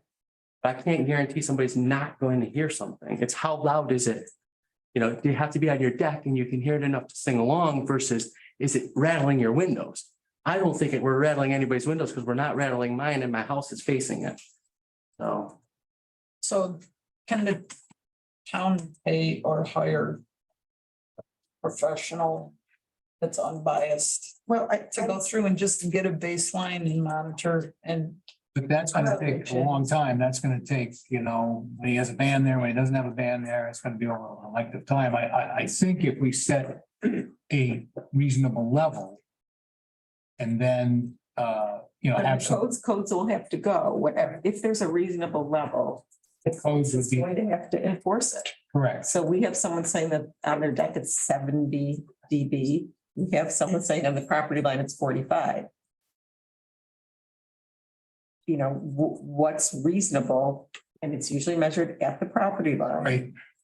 And that, that's a question, and I do think the hours that there are hours proposed. That's the outdoor bandstand music. And I think. I do want to acknowledge, I see a couple other hands raised and Next one, statement. By the sounds of it, what they're saying, it sounds like there wasn't a problem at one point in time, now there is. We know that some stuff has been changed. It sounds to me like it's likely that what the cause is can be found and it can be mitigated, in my opinion. There's a company I know, Oshak's, I know that deal with the sound. I don't know if they would deal with something like this. But there's ways to deal with this type of issue, and one of the ways that you deal with it is, if you know, it could be sound deadening at near the source. And maybe something very simple like that may not affect the atmosphere at all, but may help to mitigate whatever sounds might travel out. I mean, we live in a very hilly area. The idea that sound travels to some places that might be louder in this place, but not that place, is perfectly reasonable. You know, the question is how does it get addressed? And Dan stated that they don't have any sound equipment of their own, but people bring the amplifiers and such in. And you just don't know what you're gonna get, probably, and That's Len's job. I mean, Len, like, they're given specific instructions on everything, on what amplify, you know, how much they can amplify and everything like that. Yeah. To each one. So, yeah, I mean, we've gotten away from that for inside the brew house. So that's why my goal was to actually get the system that we have in the brew house, and that's doing the ambient, piped into the stand, so that it just then goes directional to every place, right? So you have smaller speakers instead of like coming loud out of one spot. That's my ultimate goal, is to get it pumped so it puts it in the barn, it puts it in the brew house, it puts it here, and it's less impactful. And that's my ultimate goal I'm working on, but I don't have that yet. There's another alternative, which I'm going to talk to Len about after this, which is perhaps in front of the barn, but not for the majority of the acts would have to build a thing. It's going to be something that's obviously, it's not going to happen overnight. And then try to rely less on the stand. But there's only so many places I can put it. We will look at it and we will try to figure it out. All I'm asking is to give us the opportunity to do that, and we'll work together to figure it out. And give us, the same target that, give us a target that the town's comfortable using on the decibels that's consistent. And we'll hold to that. We'll try to figure it out. But like I said, I can't guarantee you're not going to hear it, but we can try to find ways to mitigate it, which we have. How I've mitigated it so far this year is just taking stuff out and not booking them. And that's really killed my business, because it's actually kind of boring, right? Because a single solo act can't. It's a complicated issue, decibels, because a conversation at a table among people is probably 60 decibels. 70 decibels would be like a passenger car going 65 miles an hour, is twice as much as that. So it's a logarithmic scale. It's not a linear scale. So when we're talking 60, that's a conversation people have with each other is 60 decibels. Like a really quiet suburb would be maybe 50. So you're going to hear people, like Carl's talking about his neighbor. He can hear his neighbor. I don't know why he's listening to his neighbor. It's like, yes, you can hear things far away, but the decibel level is not unhealthy. Yeah, is my term. So, and again, the EPA says that, consistent decibel levels of 70 or above could be a problem. Anything 70 and below, again, over a period of time, should not be an issue, and that's why they set it at 70. So to get it once in a while, if you turned it even down, people are going to hear it unless it's inside a building. Outside music, you're just going to hear it from a distance. And it's, but is it loud enough, like you say, to cause damage? That's the issue. I don't think that is the issue. I think there's a difference between damage and nuisance. Nuisance, that's the. Well, right, but I mean, like Dan said, when my neighbor is cutting hay or chopping corn, his tractor's out there at night, it's loud. It's probably not exceeding 70 decibels, but it's a nuisance. And the snowmobiles come buzzing by at 11 o'clock at night. It's a nuisance. I'm hearing it. You know, there are sounds out there that you're gonna hear. I don't think there's any way to make his music not audible anywhere in town, except on the property. I just don't think that's practical. Oh, it's. I do think there actually is a way to do that, but just for clarification, I think based on his website, assuming it's accurate, is that the sound level at which it's harmful is 85 dB. And I don't remember if that's at a low or high frequency, and it's at 90 or whatever, is the other rating, either at low or high frequency, I forget which. So 70 is quite a bit lower than that. Do I think it's too much or not? I think that, based on our discussion, 70 is probably too high at the perimeter of the property. Yeah, I agree. So what can you do to mitigate, you're gonna say? Well, what you can do is, let's say that he's, I don't remember where he said the audio is, but if the audio is coming out and it's hitting something, a solid object that can reflect that sound, is if that is sound deadened, you know, and it may only take knocking down the sound 3 dB may make a huge difference. And, you know, 3 dB essentially cuts half the power of the sound. So you're talking just turn volume down? No, what I'm saying is if you had like sound deadening, like, you know, as an example, is that would mean that whatever sound comes out is when it gets reflected, is not all of that sound gets reflected. So there's ways to deal with the problem. I know there's company, yeah, Corkboard is a great example. But what you're saying is, if we set a sound level and it's at the property line. And codes goes out and measures it, he's in violation. Correct. He better do something to lower it. Correct. But if he's at, let's say he's at 60 dB or whatever the number is at the property line, and at his house, he's at 70 or higher than 60, then the question is how do you mitigate that? Well, No, he'd have to turn it down. We have to set it at the property. He wants to raise. Exactly. But one of the ways to mitigate is to turn the sound down, but there may be other ways to do it, is what all I'm saying is I think there's more than one solution to the problem. I have one more question. I'm looking at a site plan and I thought we had labeled the bandstand, but the one I'm looking at doesn't have it labeled. Do you have one that has it labeled? And I just can't find it. Possible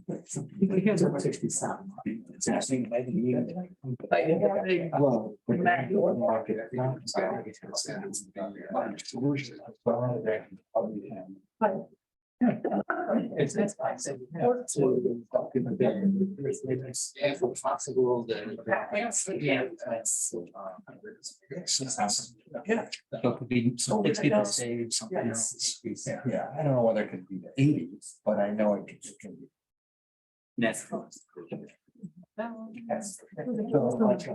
What it really is, kind of like a harmonic. Normally you have. Post ordinance is a good property line. He said, no, it's the property line and that's what it has to tell us. Property line, your balance should be okay. Exactly. It's not gonna get amplified beyond. All I'm saying is, right, but we have to set a parameter that he has to live by. He can mitigate any way he wants. I agree, that's the property limit. And then if there's So nuisance someone tell me in other where the bandstand places. is, 'cause I don't see it on this. There are people who had bigger hammer here. Yeah. Yeah. No, I'm a large man.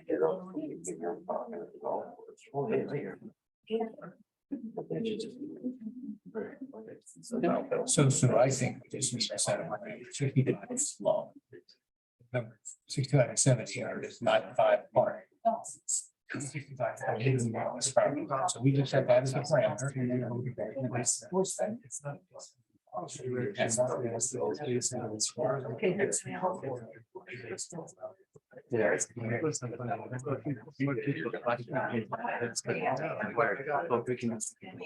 I'm sorry.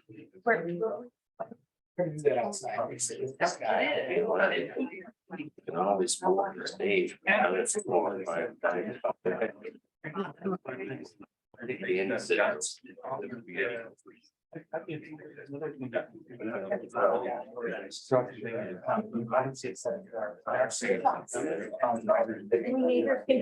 Comments? So what do you? Kind of like left us out. We've got some.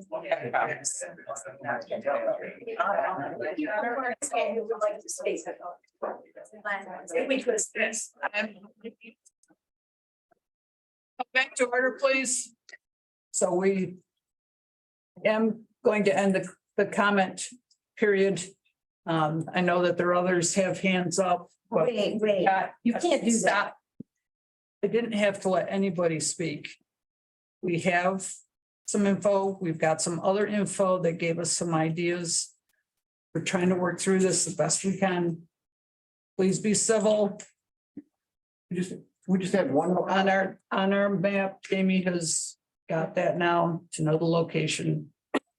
I do want to state that the main map is in the hands of the codes officer who is not here, the large map. So I want to refer to as we go through this, that the locations of everything need to be verified by the codes officer. Okay. And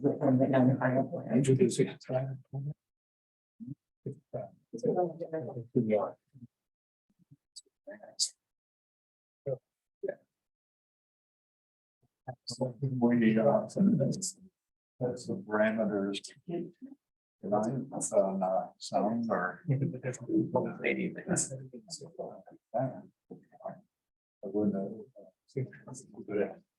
well, that's. Yeah.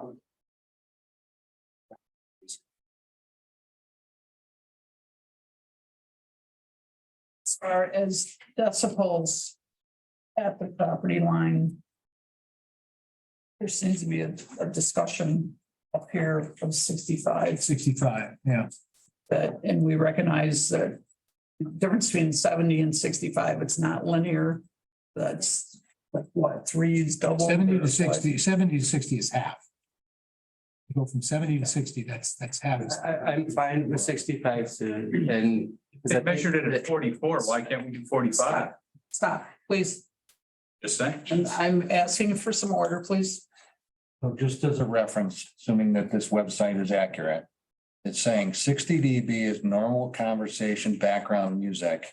70 dB is office noise or inside a car at 60 miles an hour, Right, we just said that. as opposed to 60 mile an hour car driving by. That's loud. It just gives a point of reference. We will also work with Len to try to figure out if. The problem is the stage is wired, so that's not an easy thing, but we have a secondary solution for the majority of the times that can work, which is a little stage in front of the barn, so we'll do our best to. Try to work with some different things and. See if we can. Come up with some other solutions too, but I'm fine with the 65.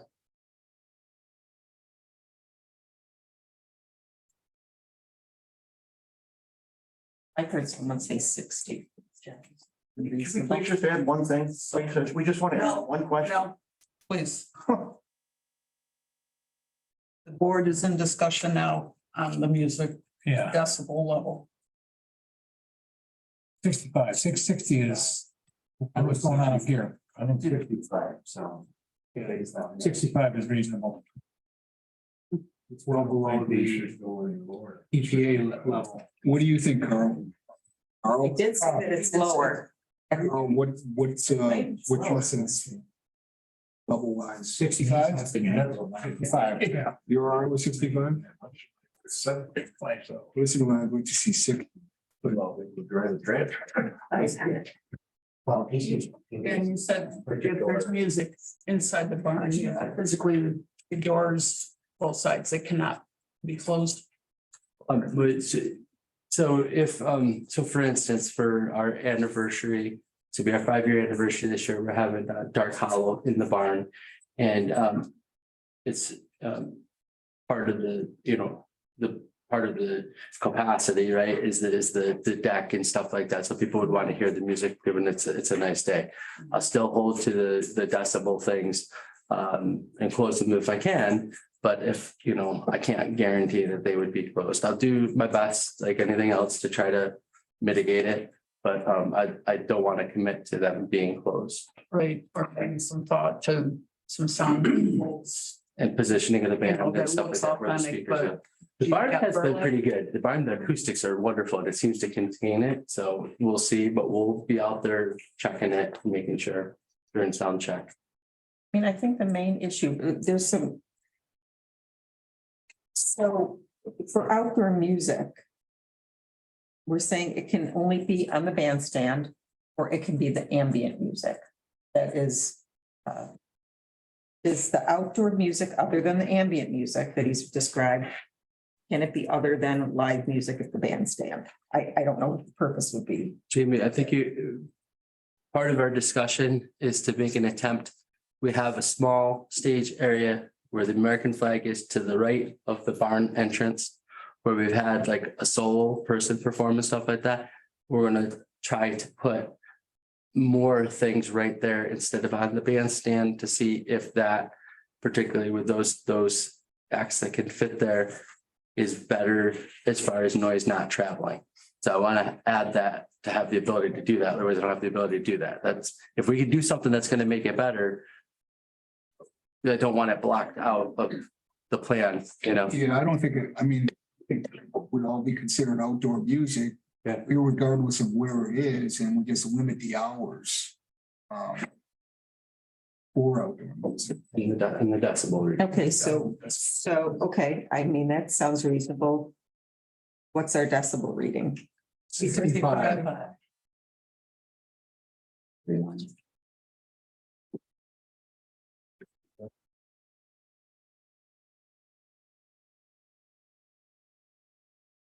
Even though you said it's never more than 45? I'm just saying. Dick didn't say it. I didn't say never. I've Just the checked it consistency of the several reading. times, all three times, and that's what it, or all two times, and that's what it's come out. Now, you take it for a word or take it for the device. The device, maybe he has a better device. Maybe he's right. We're not judging people. We're just trying to do our best to make everybody happy. And if we can do more, we'll do Part of more. that though What is is, your ratings, Nick? They were 38 to 44 at all three locations. Okay. And they only spiked when a bird or something flew over. It's not with I a, listened to several songs at all locations. Mine's on my phone. I don't, Nick, do you use, What? you're not using your phone. I'm using the device. He's got a device. device. Yeah, let Got a decibel device. Mine's on my phone, Okay. but I had similar experiences when I did it, so. But we can do it and we can check it, but it's really nothing to laugh about. If it Maybe gets- the meters. If it gets mitigated to 65 at the property line. If it's not, then they're gonna have to go to the stage or someplace else, right? Absolutely. Isn't that the idea of it? So what are there going to be limited hours? For any of the live outdoor music? Or what? No later than 9, you said, No later than 9 on outside and 3 hours a 3-hour day. block. In how many days? I don't, and John, I don't wanna primarily I've only done the weekends, but if somebody like rented the brew house for an event or something on a Wednesday, I might do that. It's not gonna be often, but I don't wanna limit that and then not have the, ability to do it. Right now, you said, We were doing 3 days. sound guide, when Yeah. saying Saturdays and Sundays? Yeah, we did Friday, we were doing Friday, Saturday and Sunday, Right. but this whole thing has just been. We took out Friday we had a band last week, but that was the last one we scheduled for this year, but I don't want to limit the days. I want to in good faith be able to. But with that decibel reading, see if we can make some changes in the locations and stuff like that, but I just, you never know what's gonna come, and we've not been having music 7 days ago. I've been open 5 years now. And I'm not, I've dialed back rather than push. So, I'd better not agree to limiting specific days. I'll just stay the 3 hours a day max and no later than 9. Does our code enforcement officer even have a way to measure sound level? He will. You can rent calibrated decibel meters. Okay. So just not to be labor the issue here, but is it possible that, you're measuring at the property lines, which is great, but like you said, we're here in Pompey. The stage is at 70 decibels. That, and you're reading it at 60 at the property line, you could go another 1,000 feet down the road and maybe you're picking up at 70. Just because the way sound travels. Yeah, I mean, Bounces off this or that. or anything's possible. Yeah. Talking to Carl, it sounds like it can happen. Well, it can't be amplified. It can never be amplified. I think it, I don't think so. I think it may be able to be amplified, but I'm not 100% sure. I think that the most it could be amplified, I think, is 3 dB. So in other words, if he was at 70, I think the most it could be anywhere else is if. In a very unusual circumstance to do that. Yeah. Well, I don't think it is. It's you do RF microwave communications. And it's really, this is very similar to antenna design. And so if you have a passive device, it can't, you can't amplify infinitely, you can't get it's not 1,000 dB, I think they probably could get about 3 more than whatever they were. But that being said, if we're at 65 and the most it can amplify is 3, then you're at 68 and you're still. It's not exactly my specialty, but I think that that's the case. So a lot of, when you have a piece of measurement equipment, its frequency response is hugely impacts if you're what you read. So if you read a very narrow frequency range, you're going to get less of a number that you would read as if you have another device that reads the whole frequency spectrum for sound. So there's a lot of the device that you measure with makes a big difference on what the measurement comes out to be. Could you become by professional?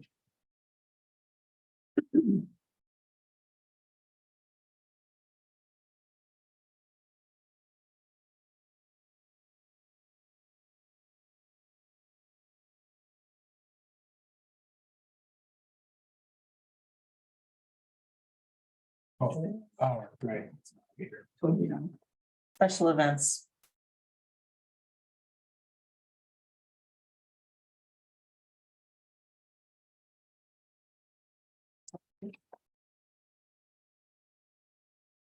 Operation. Discuss that.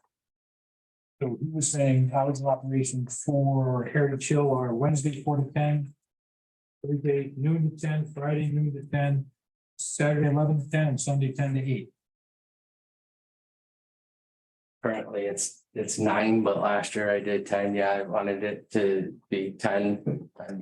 And music ending at 9. But also on Monday and Tuesday, like we have like the brew house is open to be rented for something, right? Like, so we do a lot of sports teams, functions, farm bureau functions on Monday and Tuesday. So the facility has the ability to be open 7 days a week. I just don't have it typically open to the public on Monday and Tuesday, but Monday holidays like Labor Day, Memorial Day, we open our outside grill and stuff like that. So we are open. So I don't say that I'm not open Monday and Tuesday. So it is 7 days a week. Never any later than 10 o'clock at night, across the board. So what would your hours be on Monday and Tuesday then, just to have hours? Noon to 10, right? Same thing. Like, no, yeah, noon to 10 time frame. Yeah. Don't you have food trucks there on Tuesday night though?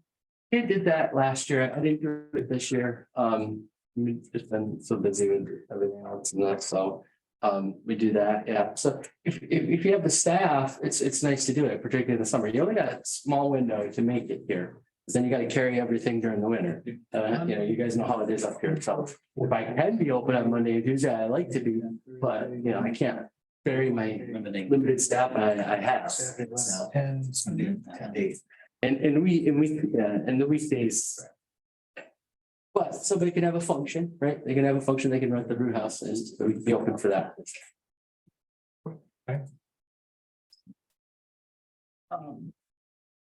So at most, it's not always, but 6 days a week, noon to 10, and Sundays 10 to 8. Yeah, pretty much. Like, so cars. That's the maximum, but it's, Yeah, cars and coffee, where I have like the 30 antique cars that come in and we make them some breakfast sandwiches in the morning at 9 o'clock, right? I mean, there's things like that, but as far as like, What was the Wednesday 4 o'clock opening? that's just what I'm doing now because I didn't really have the staff for doing lunches and stuff, but typically previous years I was open for lunch, Wednesday and Thursday. So make that noon. to- Yeah, everything new time, yeah. Okay. noon to- And then Saturday, I would do 9. Just because 9 AM, just because of the cars and coffee, so nobody gets. Our big focus has been Syracuse and Buffalo Bills, so there's times like the Bills game is on inside the brew house and it's going till 10:30 or something like that, Monday night game. We keep we'll keep the bar open for if there's a few people in there and stuff like that. I have to have some flexibility and leeway for the stuff like that. It's a big part of what we promote and what we've done. It worked out very well for us, but I don't think that affects many people. And then, of course, if we actually did New Year's early, isn't that big of a deal for us, but something like that, a holiday type of thing,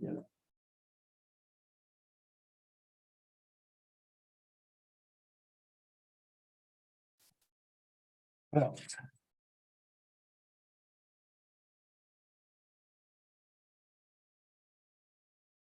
special events. We touched on it a little briefly. We understand basically like the Empire Farm Days that's encouraged and sanctioned by the state of New York, town of Pompey. Other than that, we spoke about the right vibes. And else, like an anniversary. Anniversary party, yeah, And that's typically, all of that. But we still, even with all of those, we're not gonna, the hours, those hours that they're featured in, so. So a special event means any event that is going to exceed 370 vehicles. So, what we'd like is the first time around Mhm. to come in and just let us know what the setup is, what we can expect as a town.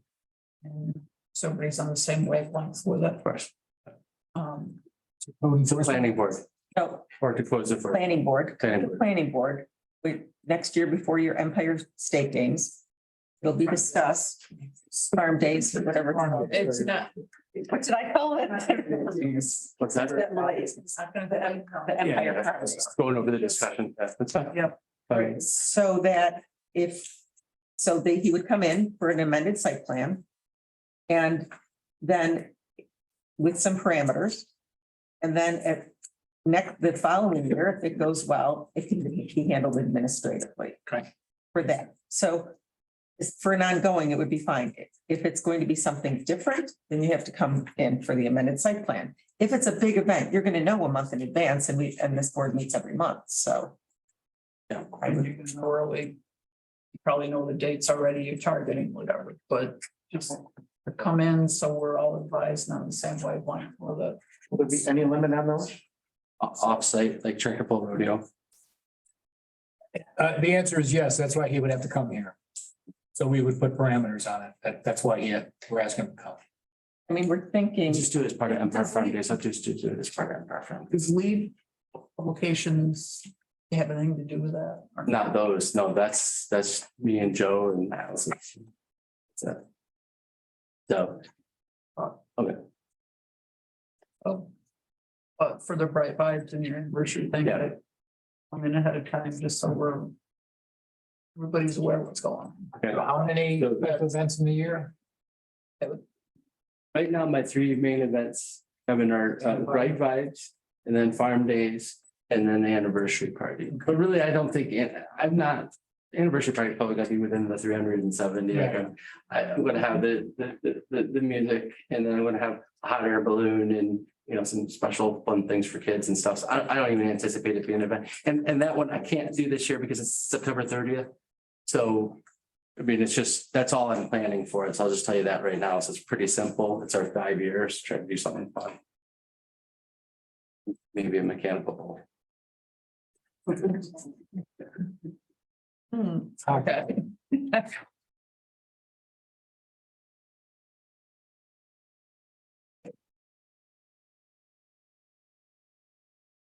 Just wanted to go back to the noise that our engineer did. There's a question about a professional. He did recommend 70 at the property line as reasonable. This was leaning toward the 65. Yeah. Works. 70 is a standard number for health reasons. That's what Well, it's published. he did say we could consider something Something more less. restrictive Yep. for the outdoor music, Yeah. amplified music. So we did the 65. That's what we're contemplating.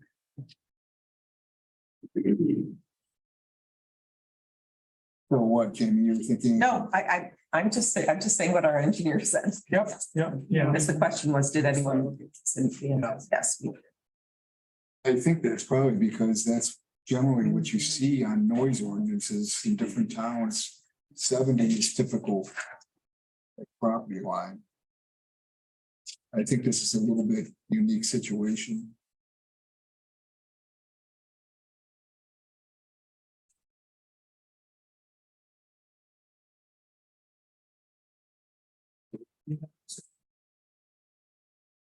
So we would be talking about,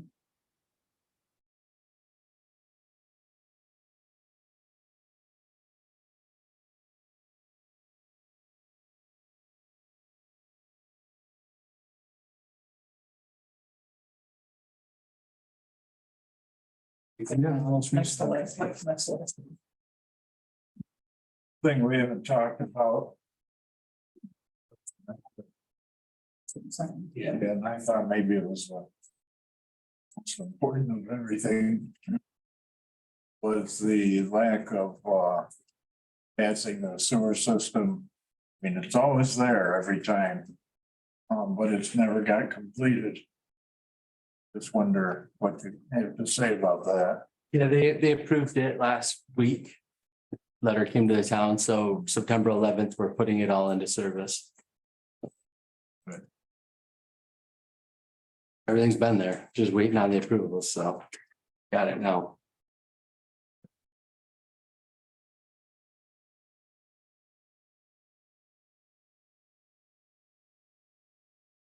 Did we get any info from the compressors? Yeah, 50 decibels.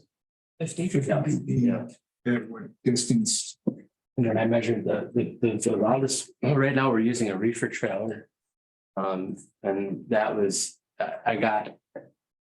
As I was 50 away from it, and as I got up to, it was at 70. But that's my loudest thing that I have out there right now, it's just a typical reefer trailer. But once you get away from it, you drop 50, 45 and everything like that, before you get anywhere near the property lines. The air compressor is inside the building, is not heard outside. So it's only the cooler compressors up top. That's what the 50 was. Okay, do you have data on the coolers that are going to be at? That was it. That was with the outside coolers. Okay. That was the decibel from the company that's. supplying the cooler. Okay. Yeah, Okay. yeah, That was 50? yeah.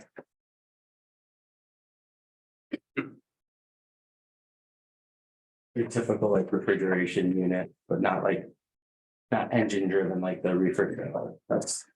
It's fun. That's been the place we won't need that any longer. And who's the manufacturer?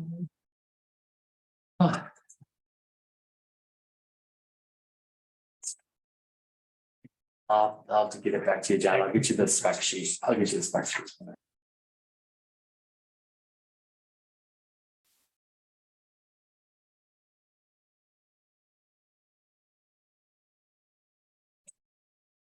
Other questions, comments?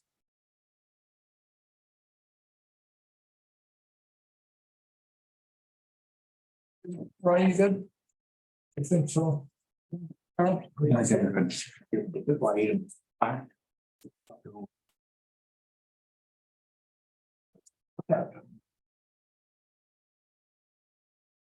So this whole process has been very involved, lengthy, a lot of information. A lot coming in, a lot analyzed. I believe that at this point, our board is at a point to consider the seeker. And this action is an unlisted action under seeker. Premises referred to in here. Tell me the part of the property at 3149 Sweet Road. All right, can I just, Yes. I'm gonna take a quick break, or you, It's good. can we take a quick break? Take five? Wait for, Yeah. okay. Dan, you can sit down, relax. Okay. 5-minute break at 10 up. We will reconvene, please.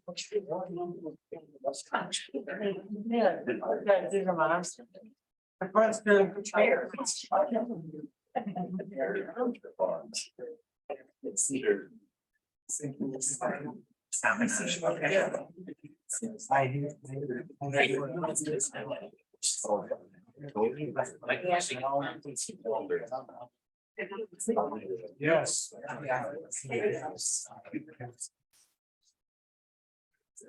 There's sound. Yes.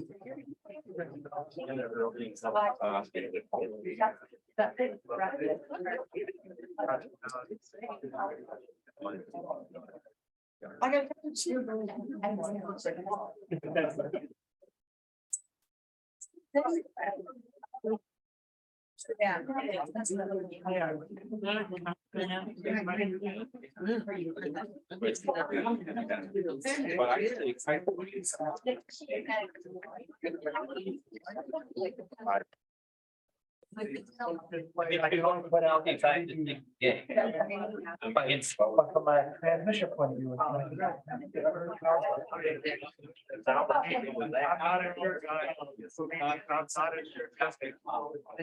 I didn't like.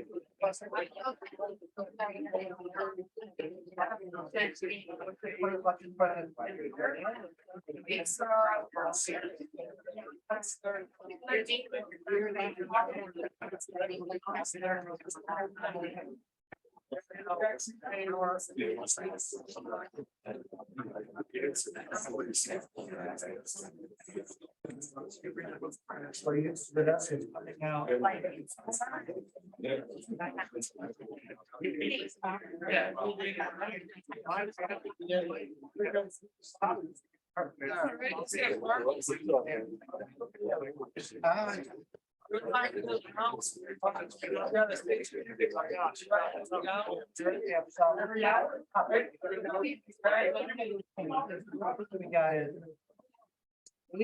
85 dB is the ocean.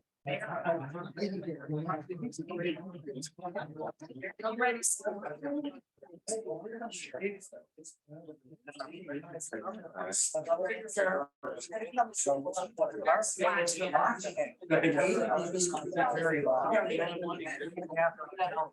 Thank you.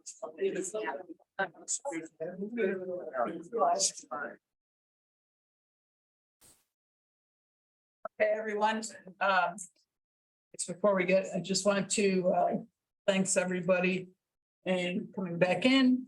And I want to, just verify first, before I get any further, that you all a packet that was handed out earlier with a proposal in it, that we've all had time to review it. And if you had any questions that they've been answered. Okay, Roy. Carl, I'm good. Deb. Ken, Yes. Evan, Yes. and John. Yep. So again, this action is an unlisted action under seeker. The premises as referred to herein shall mean the part of the property at 3149 Sweet Road in the town of Pompey, otherwise known as the premises, which is delineated and shown on the site plan dated April 26, 2023, as submitted by applicant and referred to herein as approval parcel. The approval parcel is part of all of tax map number 018.04-15.4, which is approximately a 2.37 acre parcel, and part of tax map parcel 018.04-15.1, part of 117 plus or minus acre farm parcel in the town of Pompey. The action does not fall into any of thresholds of a type 1 action under seeker and is also not a type 2 action. Specifically, the uses set forth below are permitted uses in the Farm Business Overlay District, which is section 169-9 of the Town of Pompey zoning code, otherwise known as FBO, and the Farm District of the town. The application to the planning board is dated January 17th, 2023. And the short EAF form is dated by the applicant 4/1/2023 and revised as delivered to the town on 6/15/2023. The uses on the approval parcel will occur in the buildings as shown on the site plan, last dated April 26, 2023, and prepared by Pat Leamy and Fortune Engineering Group, and are confirmed to be permitted with the site plan approval herein as number 1, accessory uses pursuant to section 165-9.1 of the code, and or 2, a use permitted in the FBO. Accessory uses in the FBO broadly permit certain delineated uses, quote, but not limited to, unquote, those delineated.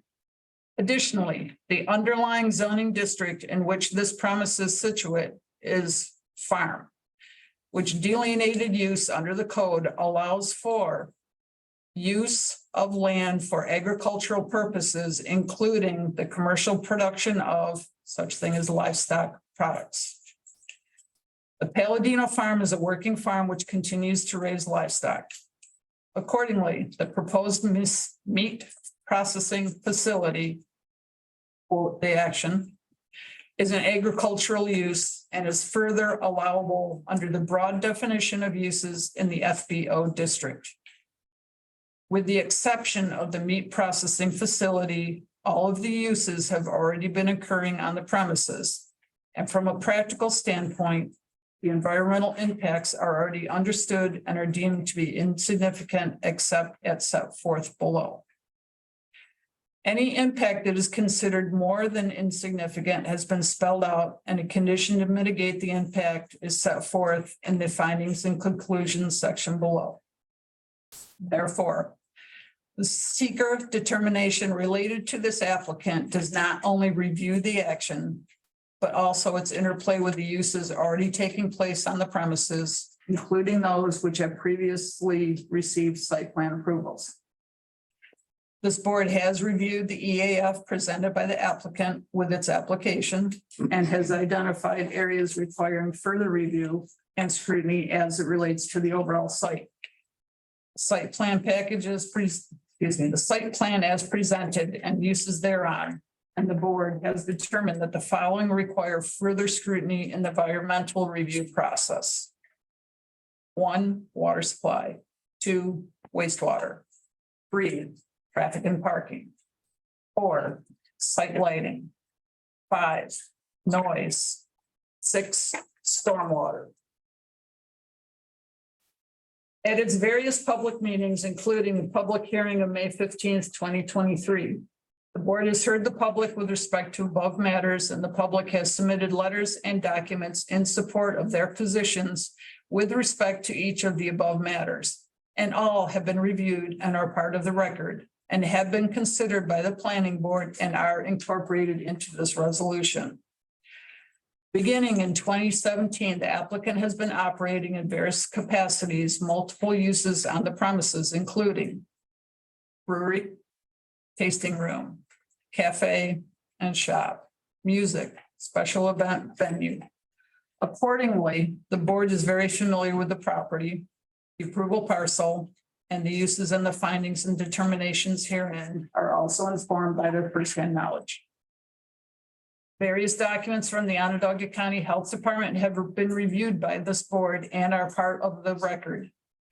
And the Town Highway Department has also been consulted with respect to traffic and parking matters, all of which are incorporated into this resolution.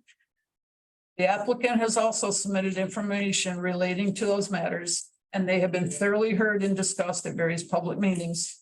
And this information further serves as a basis for the determinations set forth in this resolution. The letter of John Dunkel, town engineer, dated August 18th, 2023, the town engineer letter addresses each of the stated matters of environmental concern in this resolution. And this, the board adopts each of the findings and conclusions of the town engineer letter, and they are incorporated in the seeker findings. This board, having taken a hard look at all the matters as required under seeker, it answers part 2 of the seeker short form based on all of the above are as follows. And there's a series of 11 questions on this seeker form. I will read the question, and then our findings and determinations will also be read for each. Number 1, will the proposed action create a material conflict with an adopted land use plan or zoning regulations? The finding and determination is that no or small impact. The uses are in conformance with the farm and farm business overlay districts of the town code. Further, except for the uses related to the meat processing facility, the other uses are well understood by the board, and they have caused a small to moderate impact that will be mitigated by the findings and conditions below.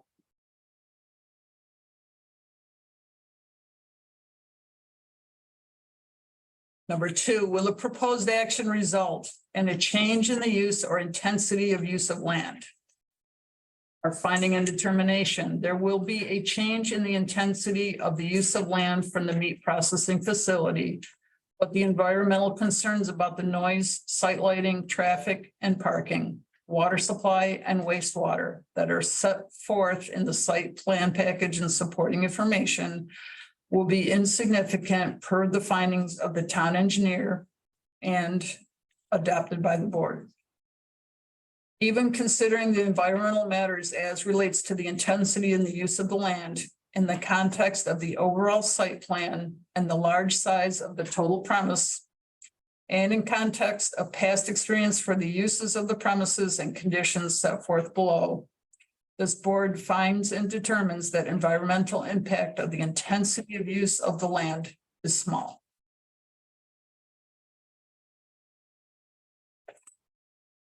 Will the proposed action impair the character or quality of the existing community? Finding and determination. With the noise, site lighting, traffic, and parking being reasonably addressed in the application and supporting material for how the meat processing facility with interplay with the uses already existing on the premises, and per reports of the town engineer, and with conditions to be imposed on the approval for the site plan package, particularly with respect to mitigating the impacts on noise, music, and light, the environmental impact on the character or quality of the existing community is small.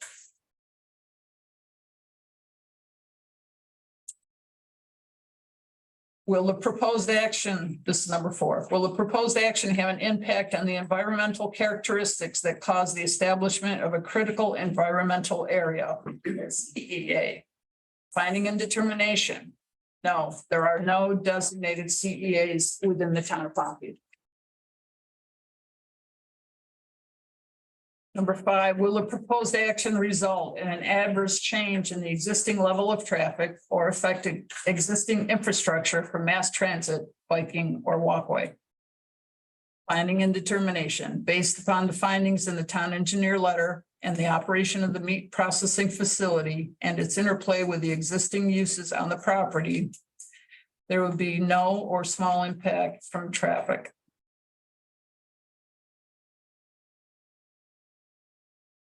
Number 6, will the proposed action cause an increase in the use of energy and it fails to incorporate reasonably available energy conservation or renewable energy opportunities? Finding and determination. No, the action will not cause a material increase in the use of energy for the property. Number 7, will the proposed action impact existing public or private water supplies? Finding and determination, based upon the findings in the town engineer letter, existing public or private water supply will be sufficient to meet the needs of the action. And 7B, will the proposed action impact existing public or private wastewater treatment utilities? Finding and determination by letter dated August 8th, 2023. Referred to as the county letter, the Onondaga County Health Department has determined that the private wastewater environmental concerns that it has identified in the past on the site have been sufficiently addressed by a new plan. The planning board hereby also adopts the recommendation in the county letter that no building permits shall be issued for any further improvements on the site or the proposed meat processing facility until a modified plan for the meat facility and the brewery wastewater as contemplated in the August 8th, 2023 letter of the County Health Department is approved by the appropriate regulatory agencies. And further, no certificate of occupancy shall be issued for the meat processing facility until the approved system is fully installed and accepted for use by the appropriate regulatory agencies.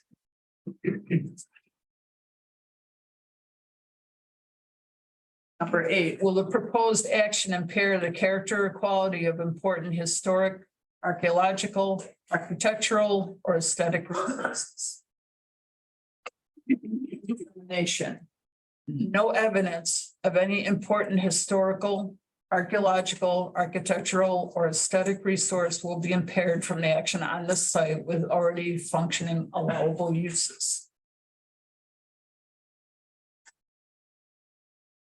Number 9, will the proposed action result in an adverse change to natural resources such as wetlands, water bodies, groundwater, air quality, flora, and fauna? Finding and determination. No or small adverse change from the action to the wetlands, water bodies, groundwater, air quality, flora, and or fauna on this site with already functioning allowable uses. Number 10, will the proposed action result in an increase in the potential for erosion, flooding, or drainage problems? Finding and determination. No or small adverse change from the action to potential erosion, flooding, or drainage, which shall all be managed through a stormwater pollution and prevention plan or similar stormwater management plan. Number 11, will the proposed action create a hazard to environmental resources or human health? Finding and determination. Given the agricultural nature of the action and governmental regulations related thereto, the action will not create a hazard to environmental resources or human health. Based on these findings, I will make a motion to adopt the following, that all of the seeker questions being answered as a no or small impact. This board adopts a negative seeker declaration for the project, finding no significant adverse environmental impacts from the project. And hereby directs the planning board clerk to file all necessary filings required under seeker. I'll second it. I made the motion, second by John Shaheen. Is there further discussion? Hearing none, all in favor? Aye. Are there any oppositions? Hearing none, motion has passed to adopt a negative seeker declaration. I do want to add just one comment for a clarification. When we talked about noise levels and so on, for this particular site plan, I believe in the motion that it will be for 65 decibel at the parcel boundary. It is specific to this particular site plan. It's not a town law per se. This is what we're looking at to adopt for this particular site plan. On the board, is there any other discussion? Is there a motion? I will make a motion. So, and again, to confirm, did everyone have the opportunity, well in advance of this meeting, to review proposed drafts of resolution? And have the opportunity to comment on them? Yes. Yes. I have Dan. Yes. Yeah, there's a couple of things I'm not totally in agreement with, though. The discussion about the live music. My understanding was it can occur any night of the week, as long as it's 3 hours, limited to 3 hours. I want to give Dan flexibility as far as events go, but I don't think it's reasonable to allow the live music 7 days a week. So whether it's weekends and one day during the week for an event or something like that, I don't know, I'm just throwing it out there, but I can't go along with just 7 days. Or 3 times a week, something like that. Yeah, that would work. So that if they have an event and maybe Friday night, they don't have live music or something like that. The event would substitute for Outdoor music, outdoor music, right? not including ambient, the ambient. Right.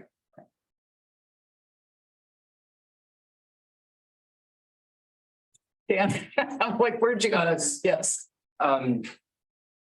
You do 4 nights, so that way I wouldn't have to cancel something. If I had something, I could agree to 4 nights, which I'll probably just be doing 2 or 3 anyways. But for the off week, the maximum would be 4 nights in any given week. I'm okay with that. Compromise, that's. Okay, I'm all right with that. At least it limits. Yes. So we're saying 4 nights. 4 nights 3 hour slash block. days. 5 days, yes. Yeah. 4 days.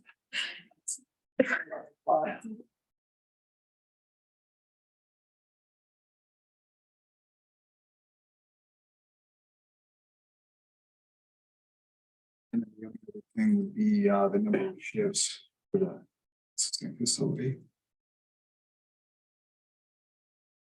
Asking for 3, what are you saying? I'd Can't do be 4. good with 1 and see how it goes, and if there's a need, come back to get 2 more or something like that.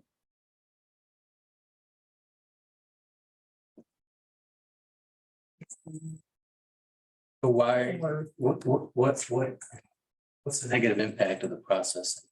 I guess, why would that be a concern? If it was 1 or 3. Water usage for 1.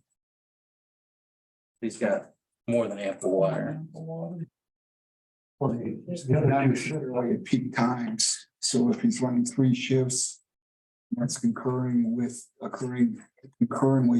operations in the brew house. I mean, obviously, that would be his problem if he's not making enough water.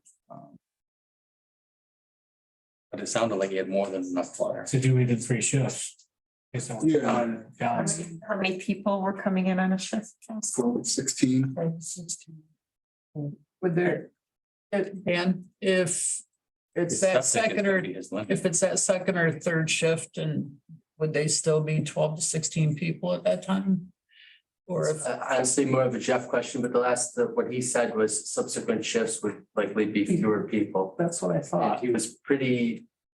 I wouldn't want to agree to a limitation on that, like I don't expect it, obviously, but from manufacturing standpoint, doing the process, the demands there to have to then come back. Like I said, I agree that it's not that impactful. I don't think it overlaps. It's not gonna be on the weekends, right? So it's during the week. Our business is obviously weekend oriented, so I don't see any issue with water or anything. So you wouldn't be running the meat processing facility on weekends. No, you would be pulling product out of it, right? You would be like manufacturing, like we're gonna use the product in the brew house, right? Or if you had a shipment or something like that.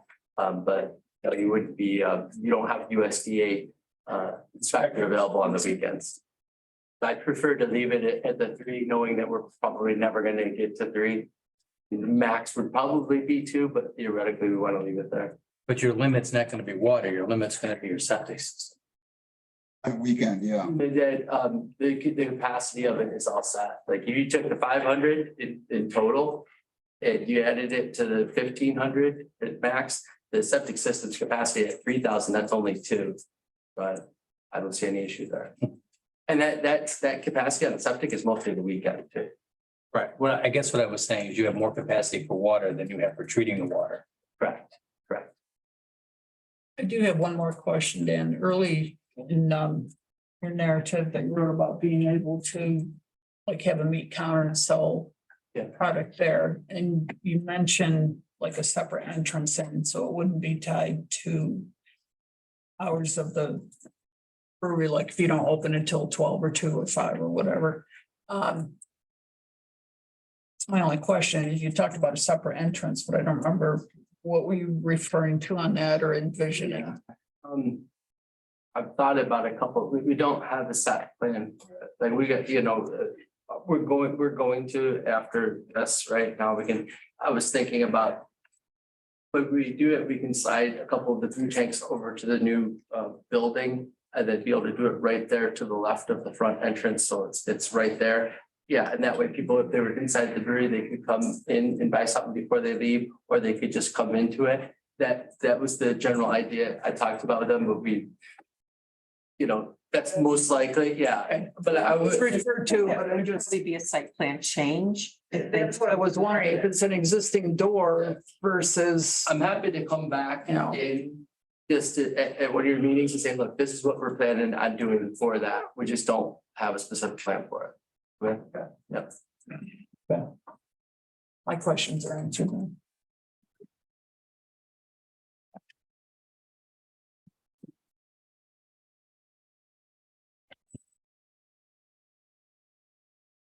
Resolution for approval based on the seeker resolution and findings and determinations approved on August 21st, 2023, all of which are incorporated into this resolution. This board hereby approves the site plan package subject to the following findings and conditions.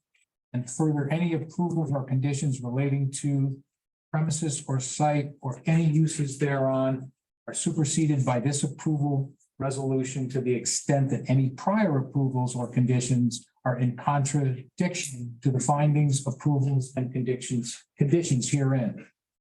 The site plan package approval shall further consist of any further documents referred to herein. Just a little background, Palladino Farms LLC requested a site plan approval from this board for property located at 3149 Sweet Road, known as the property, for the purpose of constructing a 10,000 square foot addition to its facility known as Heritage Hill, for the purpose establishing a meat processing facility on the site. The project became apparent to the planning board in the multiple months of reviewing the project that the entirety of the approval parcel, the existing buildings and the existing and proposed uses on the approved parcel also needed review to assure that the site was in compliance with all municipal codes and regulations. The first approval of uses of this site in accordance with 165/9.1 of the zoning code of the town, the farm business overlay, was in March of 2017, and the most recent site plan approval was in January 2019. All of which approvals are part of the records of the town and incorporated herein. The COVID pandemic and its restraints and requirements, as well as other circumstances, may have resulted in activities upon the approved parcel without town review. The application before the board and this resolution therefore takes into account all of these circumstances for all of the entire approval parcel, and is intended to approve a plan that is comprehensive and final, including all allowable uses on the site and applicable conditions to the uses thereon. Findings and conditions. This property is located in the Farm District F zoning district of the town. Further, the property is located in the Farm Business Overlay Zone District pursuant to section 165-9.1 of the town zoning code, FBO. The requirements of said zoning classifications are applicable to the project. This board further takes note of the Agriculture and Markets Law of the state of New York, which intends through agritourism to promote the viability of farm operations and preserve the land base, and which informed the FBO zoning districts and this board when considering adopting this resolution. The board has issued a negative seeker declaration for the project with the findings as set forth therein, and same are incorporated by reference herein. Number 3, the use of the property for uses within the farm business overlay zone are subject to reasonable conditions imposed by this board in order to assure the findings and purpose of 165-9.1 of the town code are fulfilled, and further all provisions of section 164-44 site plan review must be fulfilled. Section 165-9.1 further permits this board to determine appropriate signage, parking, hours of operation, noise, lighting, etc. for all permitted accessory uses. This resolution takes into account all such matters with its reasonable discretion. The board held a public hearing on May 15th, 2023. The board also heard from the public over several meetings and continued to receive written comments and letters from the public, all of which have been considered by this board and which are part of the public record on this matter. This board has reviewed and considered the OCBP PB referral. That's the Onondaga County Planning Board referral of April 26, 2023, which proposes 3 modifications. This board accepts modifications 2 and 3 and finds them reasonably met in this approval. As to modification number 1 relating to the sewage system on the premises, this board accepts the letter of Jeffrey A. Till dated August 8th, 2023, which updated the April 26th modification to approve the 2,000-gallon holding tank as set forth on approved plans. The condition of that letter is that the town shall not issue a certificate of occupancy until notified that the construction of the full plumbing system has been inspected and approved. That condition is accepted as part of this resolution and the letter of August 8th, 2023, incorporated by reference herein. And further, no building permits shall be issued for any further improvements on the site or the proposed meat processing facility until the modified plan for the meat facility and the brewery wastewater as contemplated in the August 8th, 2023 letter of the County Health Department is approved by the appropriate regulatory agencies. And further, no certificate of occupancy will be issued for the meat processing facility until the approved system is fully installed and accepted for use of the appropriate regulatory agencies. Was that a 2,000 or a 3,000 gallon tank? 2,000. This board notes that the applicant cooperated with this board in providing revised site plan package drawings to address specific board concerns and questions, and also carefully locate and delineate all structures and uses on the approved parcel. All buildings and improvements on this site are approved as appropriate for property and in conformance with the spirit and intent of section 165-1.1 of the code as set forth herein and provided same as are utilized as set forth herein and further in accordance with any conditions of this resolution. The brewery is located in a rebuilt barn house, which is per the floor plan A-3 dated 6/2017. The capacity of this space is 30 people. It is understood that the general public does not have access to this space and is strictly for brewing purposes. No other use or occupancy is permitted in this part of the brewery without further site plan approval. The tasting room, which doubles as a food service restaurant use, per plan dated 6/2017, the inside dining area has a capacity of 98 people. The kitchen, which is part of the tasting room restaurant, as per plan of 6/2017, was previously approved, and such approval is hereby ratified.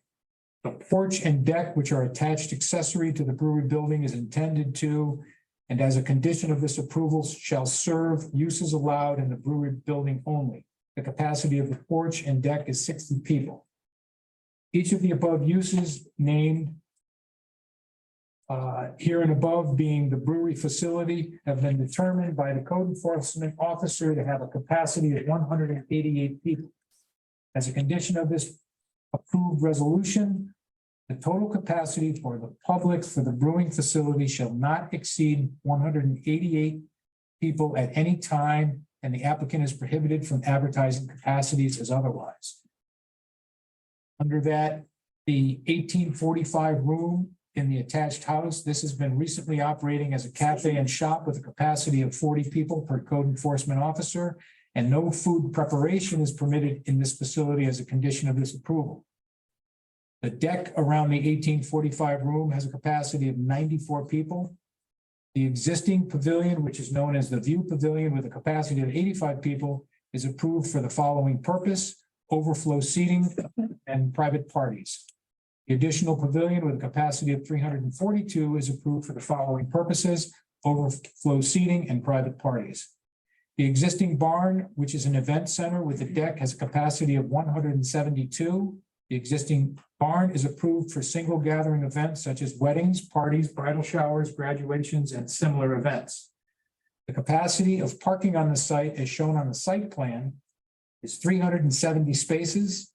Parking on the approval site, which may or does exceed that amount, will require further review, including a site plan amendment and seeker review, and is therefore not approved. Subject to further conditions regarding special events as set forth below, the limitation of parking is in conformance with reasonable requirements of the site plan review and section 165-9.1. In order assures that the use are compatible with surrounding neighborhood uses.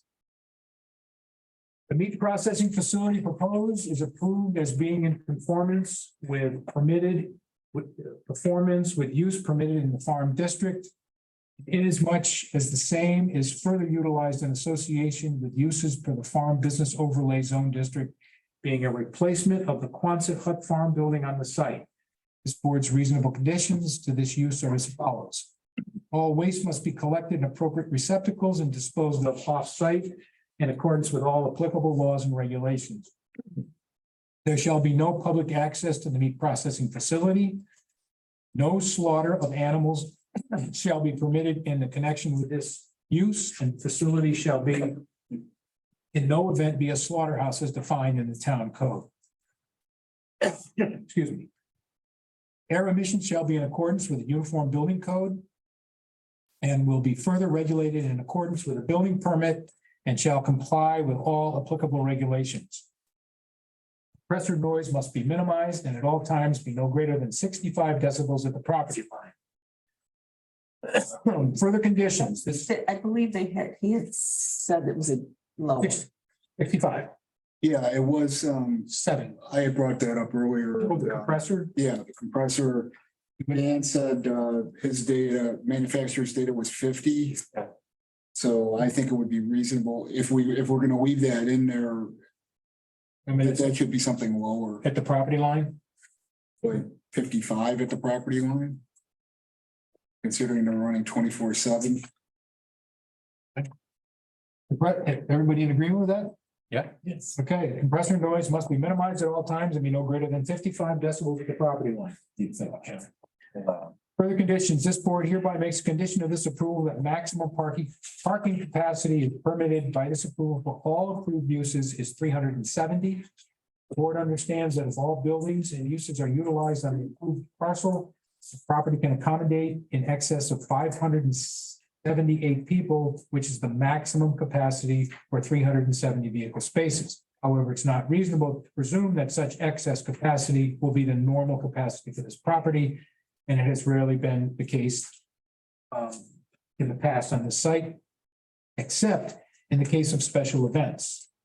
Accordingly, as a further condition, the maximum parking capacity may be exceeded in the event of a special event. Special events for purpose of this approval shall mean any event or combined events that are reasonably expected to exceed 370 vehicles on the site at any one time. Approval for any special event must be reviewed with a specific supplemental site plan prepared by the applicant and submitted to this board in advance of the special event. This board may issue reasonable conditions to the supplement site plan for special events to ensure the health, welfare, and safety of the public. The board recognizes that there is room for overflow parking on the property and traffic pattern changes not otherwise shown on the site plan, which will be considered as part of any supplemental site plan review for special events not otherwise shown on the site plan package. An example of a special event would be Empire State Farm Days, which have been encouraged and sanctioned by the state of New York and the town of Pompey. It is expected that there will be no more than 3 special events per year on the approval site. We didn't adjust that. In addition, we adjusted that to 4 in addition to the New York State, Sue. 4 total. So it was 4 total. I don't, we said 4 originally too, yeah. Yeah, the one. Also, I think there was going to be a modification that at the discretion of the planning board, the approval could be administrative after the first time a special event comes. Okay, so it's expected that there will be no more than 4 special events per year on the approval site. After the first event review, after the first event receives a positive review from this board. The same event. For the same event, subsequently will not require this board's site plan. May not, May not require this. but site will plan. require administrative review.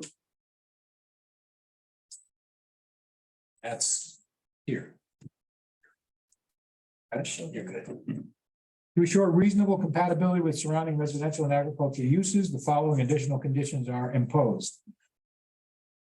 Outdoor music may only occur on the bandstand as shown in the site plan package. And maybe live music only. The hours of live music outdoors are limited to the following days and hours. So we went 4 days? Correct? No more than 4 days a week. No more than 4 days a week, no more than 3 hours, Any 1 3-hour block in a any day. 1 3-hour block. Ending no later than 9. Days, 3-hour block, no later than 9 p.m. on it. Okay. Okay, so 4 days, no 3-hour blocks and ending no later than 9 o'clock. Now, what about we had talked about, Dan was talking about experimenting with a side area other than the bandstand, which would also fall under outdoor music. So I can add that any change in the music venue to lessen the noise at the property, to lessen the decibel level at the property line by the applicant, because he wants to try other locations. How does that sound, Jamie? Well, outdoor music is only on the bandstand, unless there's a change to the decibel level. Okay, that's better. outdoor music, Changed in a single location. in a single location, okay. Level of music from any source on the premises may not exceed, so you didn't put, Be, BBB. If there is indoor music that is amplified in any way in the barn, the overhead doors must remain closed. We discussed that. You said you can't. Yeah, close the can't doors. close the doors. Okay, so So we'll leave that on. Just take the, we'll just take B out of there. And B would be, C, the level of music from any source on the premises may not exceed 65 decibels at the property line. Hours of operation for all uses approved herein, with the exception of the meat processing plant, is limited to D is out. No, D is out. So hours of operation will be it's 7 days from 10 to 9, was it?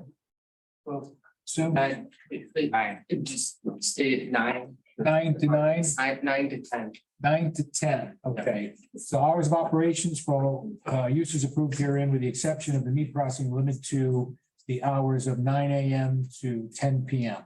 Kevin, could you please add, except in, there may be a circumstance where something like, let's say like the Buffalo Bills game, for example, you know what I'm saying? So, like minor exception or, I'm a Packers fan. Well, the Packers. I just, you know what I'm saying? Like, I still want somebody to be like, oh, it's 10:30 and it's, still open. I mean, it's kind of something reasonable, like the main hours of operation, with the exception of like, Maybe how do I stretch that? That's a tough one. I think he should come and tell us what he's gonna do. I think at least initially. Okay. This Monday and Thursdays would be those games. Sunday night, could be Sunday night. so in the, okay, the beginning, Dan. Yeah.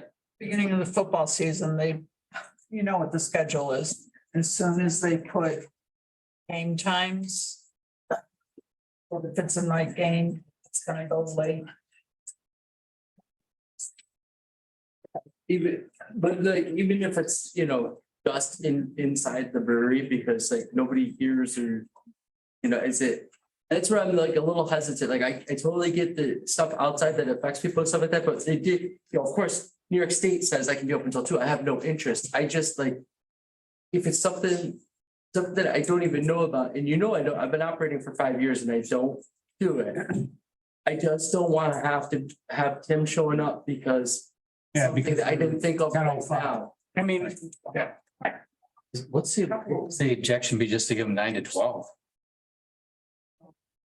But I have it right now. I mean, honestly, that's when we came in and we redid the hours, we did 8 AM to 2 AM because that was New York State law. I mean, I think 12 is reasonable because I've never used it. I've never done it though.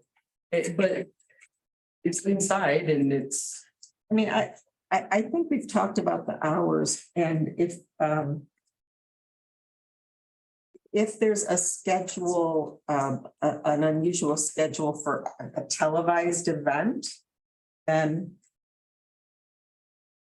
that, he would give that to codes for notice. So you could just do a notice to codes officer that he would be open beyond. Fine with that. Say that again? I said I'm fine with that. Okay. It's harder to try to get in front of you guys because that's, a month of, you don't always have that. get it, but to advise the town, Yep, that's And it fine. would only be in the fall? football season. Yeah. I know, I'm just.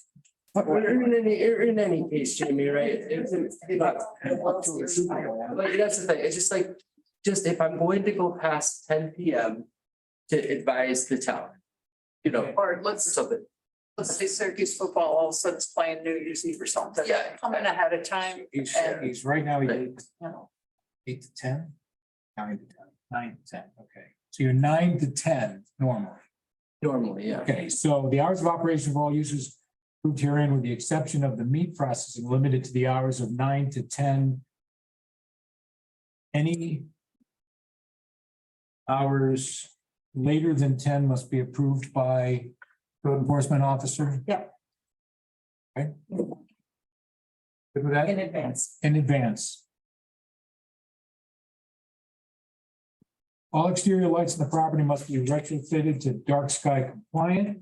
The erosion sediment control plan for the construction of the meat processing facility will be part of the building permit and must be complied with. The applicant must at all times comply with the restrictions of New York Agricultural Land Trust, which restricts activities and uses on the property outside of the approval area.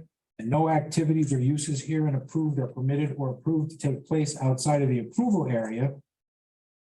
Fireworks displays shall be permitted only by permit obtained from the town board pursuant to state law and in compliance with any conditions made by the code office. The applicant must provide a lot line adjustment map to the town of Pompey Codes Office to combine separate tax parcels so that all improvements and uses herein appear on one map. This map is to be filed with the Onondaga County Clerk's Office in accordance with the rules of Onondaga County for subdivisions, and copy of the filed map must be provided to the town codes office. No building permits shall be issued for any further improvements on the site or the proposed meat processing facility until the modified plan for the meat facility and brewery wastewater as contemplated in the August 8th, 2023 letter of the County Health Department is approved by appropriate regulatory agencies. And further, no certificate of occupancy shall be issued for the meat processing facility until the approved system is fully installed and accepted for use by the appropriate regulatory agencies. Applicant must cooperate with town code enforcement officer to ensure that all certificates of occupancy and or compliance previously issued reflect those uses, capacities, and conditions set forth herein, and that any further certificates of occupancy or compliance required by the codes officer are obtained. It's approval of, go ahead. We had two other conditions. The location of all of the buildings is to be confirmed on the large final map and labeled. Again, that map just is not available here today, so we want to confirm that. Labeled, signed, and stamped. Labeled, signed, and stamped. And that was the other one, that it would need to be stamped, Stamped. so. There we are. Okay, so that would be the site map. Right. Okay, the site map. So That's final site. final site map must delineate all buildings properly labeled and signed and stamped by the professional who drew the map. Right. This approval is made with further condition that this approval is for plans and other submitted documents, site plan documents that have been signed by the planning board chairperson, the applicant, and requires that all of the work shown be completed by the applicant in order for a certificate of occupancy or compliance to be issued. Any proposed changes, additions, or deletions to the scope of work or materials from the site plan documents are not approved and are subject to further site plan review by the town of Pompey Code. Make this motion. Kevin, 2C, did you say? Second, and then discuss. Is there a second? I'll second it. Okay, Roy, second, okay, 2C, discussion. 2C, did you say 65 or 55? 65. That was the level of music. Amy had brought up. The site plan documents have to be stamped and signed by the licensed professional design professional. Yeah. Yeah. The last condition that Kevin just said. That package, The site plan, yeah. whole The packages. site plan, but the final set of documents, that was the last one, has to be signed by Sue and the applicant. Right. So we know finally what's approved. This has been an ongoing issue, I think, for this project, so, All that'll happen before building permits issued. Right? yes. Further discussion. I'm gonna do a roll call. John Shaheen, Yes. Corson, Yes. Sue Smith, yes. Dan Barnabas, Yes. Beth Cook, Yes. Carol Parenthood, Yes. Royce Smith. 7 in the affirmative, just making sure we don't have any ghosts in here, any negatives. Yeah. This resolution has passed. It's 7-0. To thank all the input and patience. I appreciate people coming to the meetings. I appreciate their input and their time. We all live in Pompey. We want to make it great. We need take things in, make the good routes, be the best we can, and be the best people we can. I want to thank the board and Jamie, John Dunkel, and Ken Barrett also for their assistance on this and the work and the amount of work it's done. With that, make a motion to adjourn. I second the motion. Like, all in favor? Aye.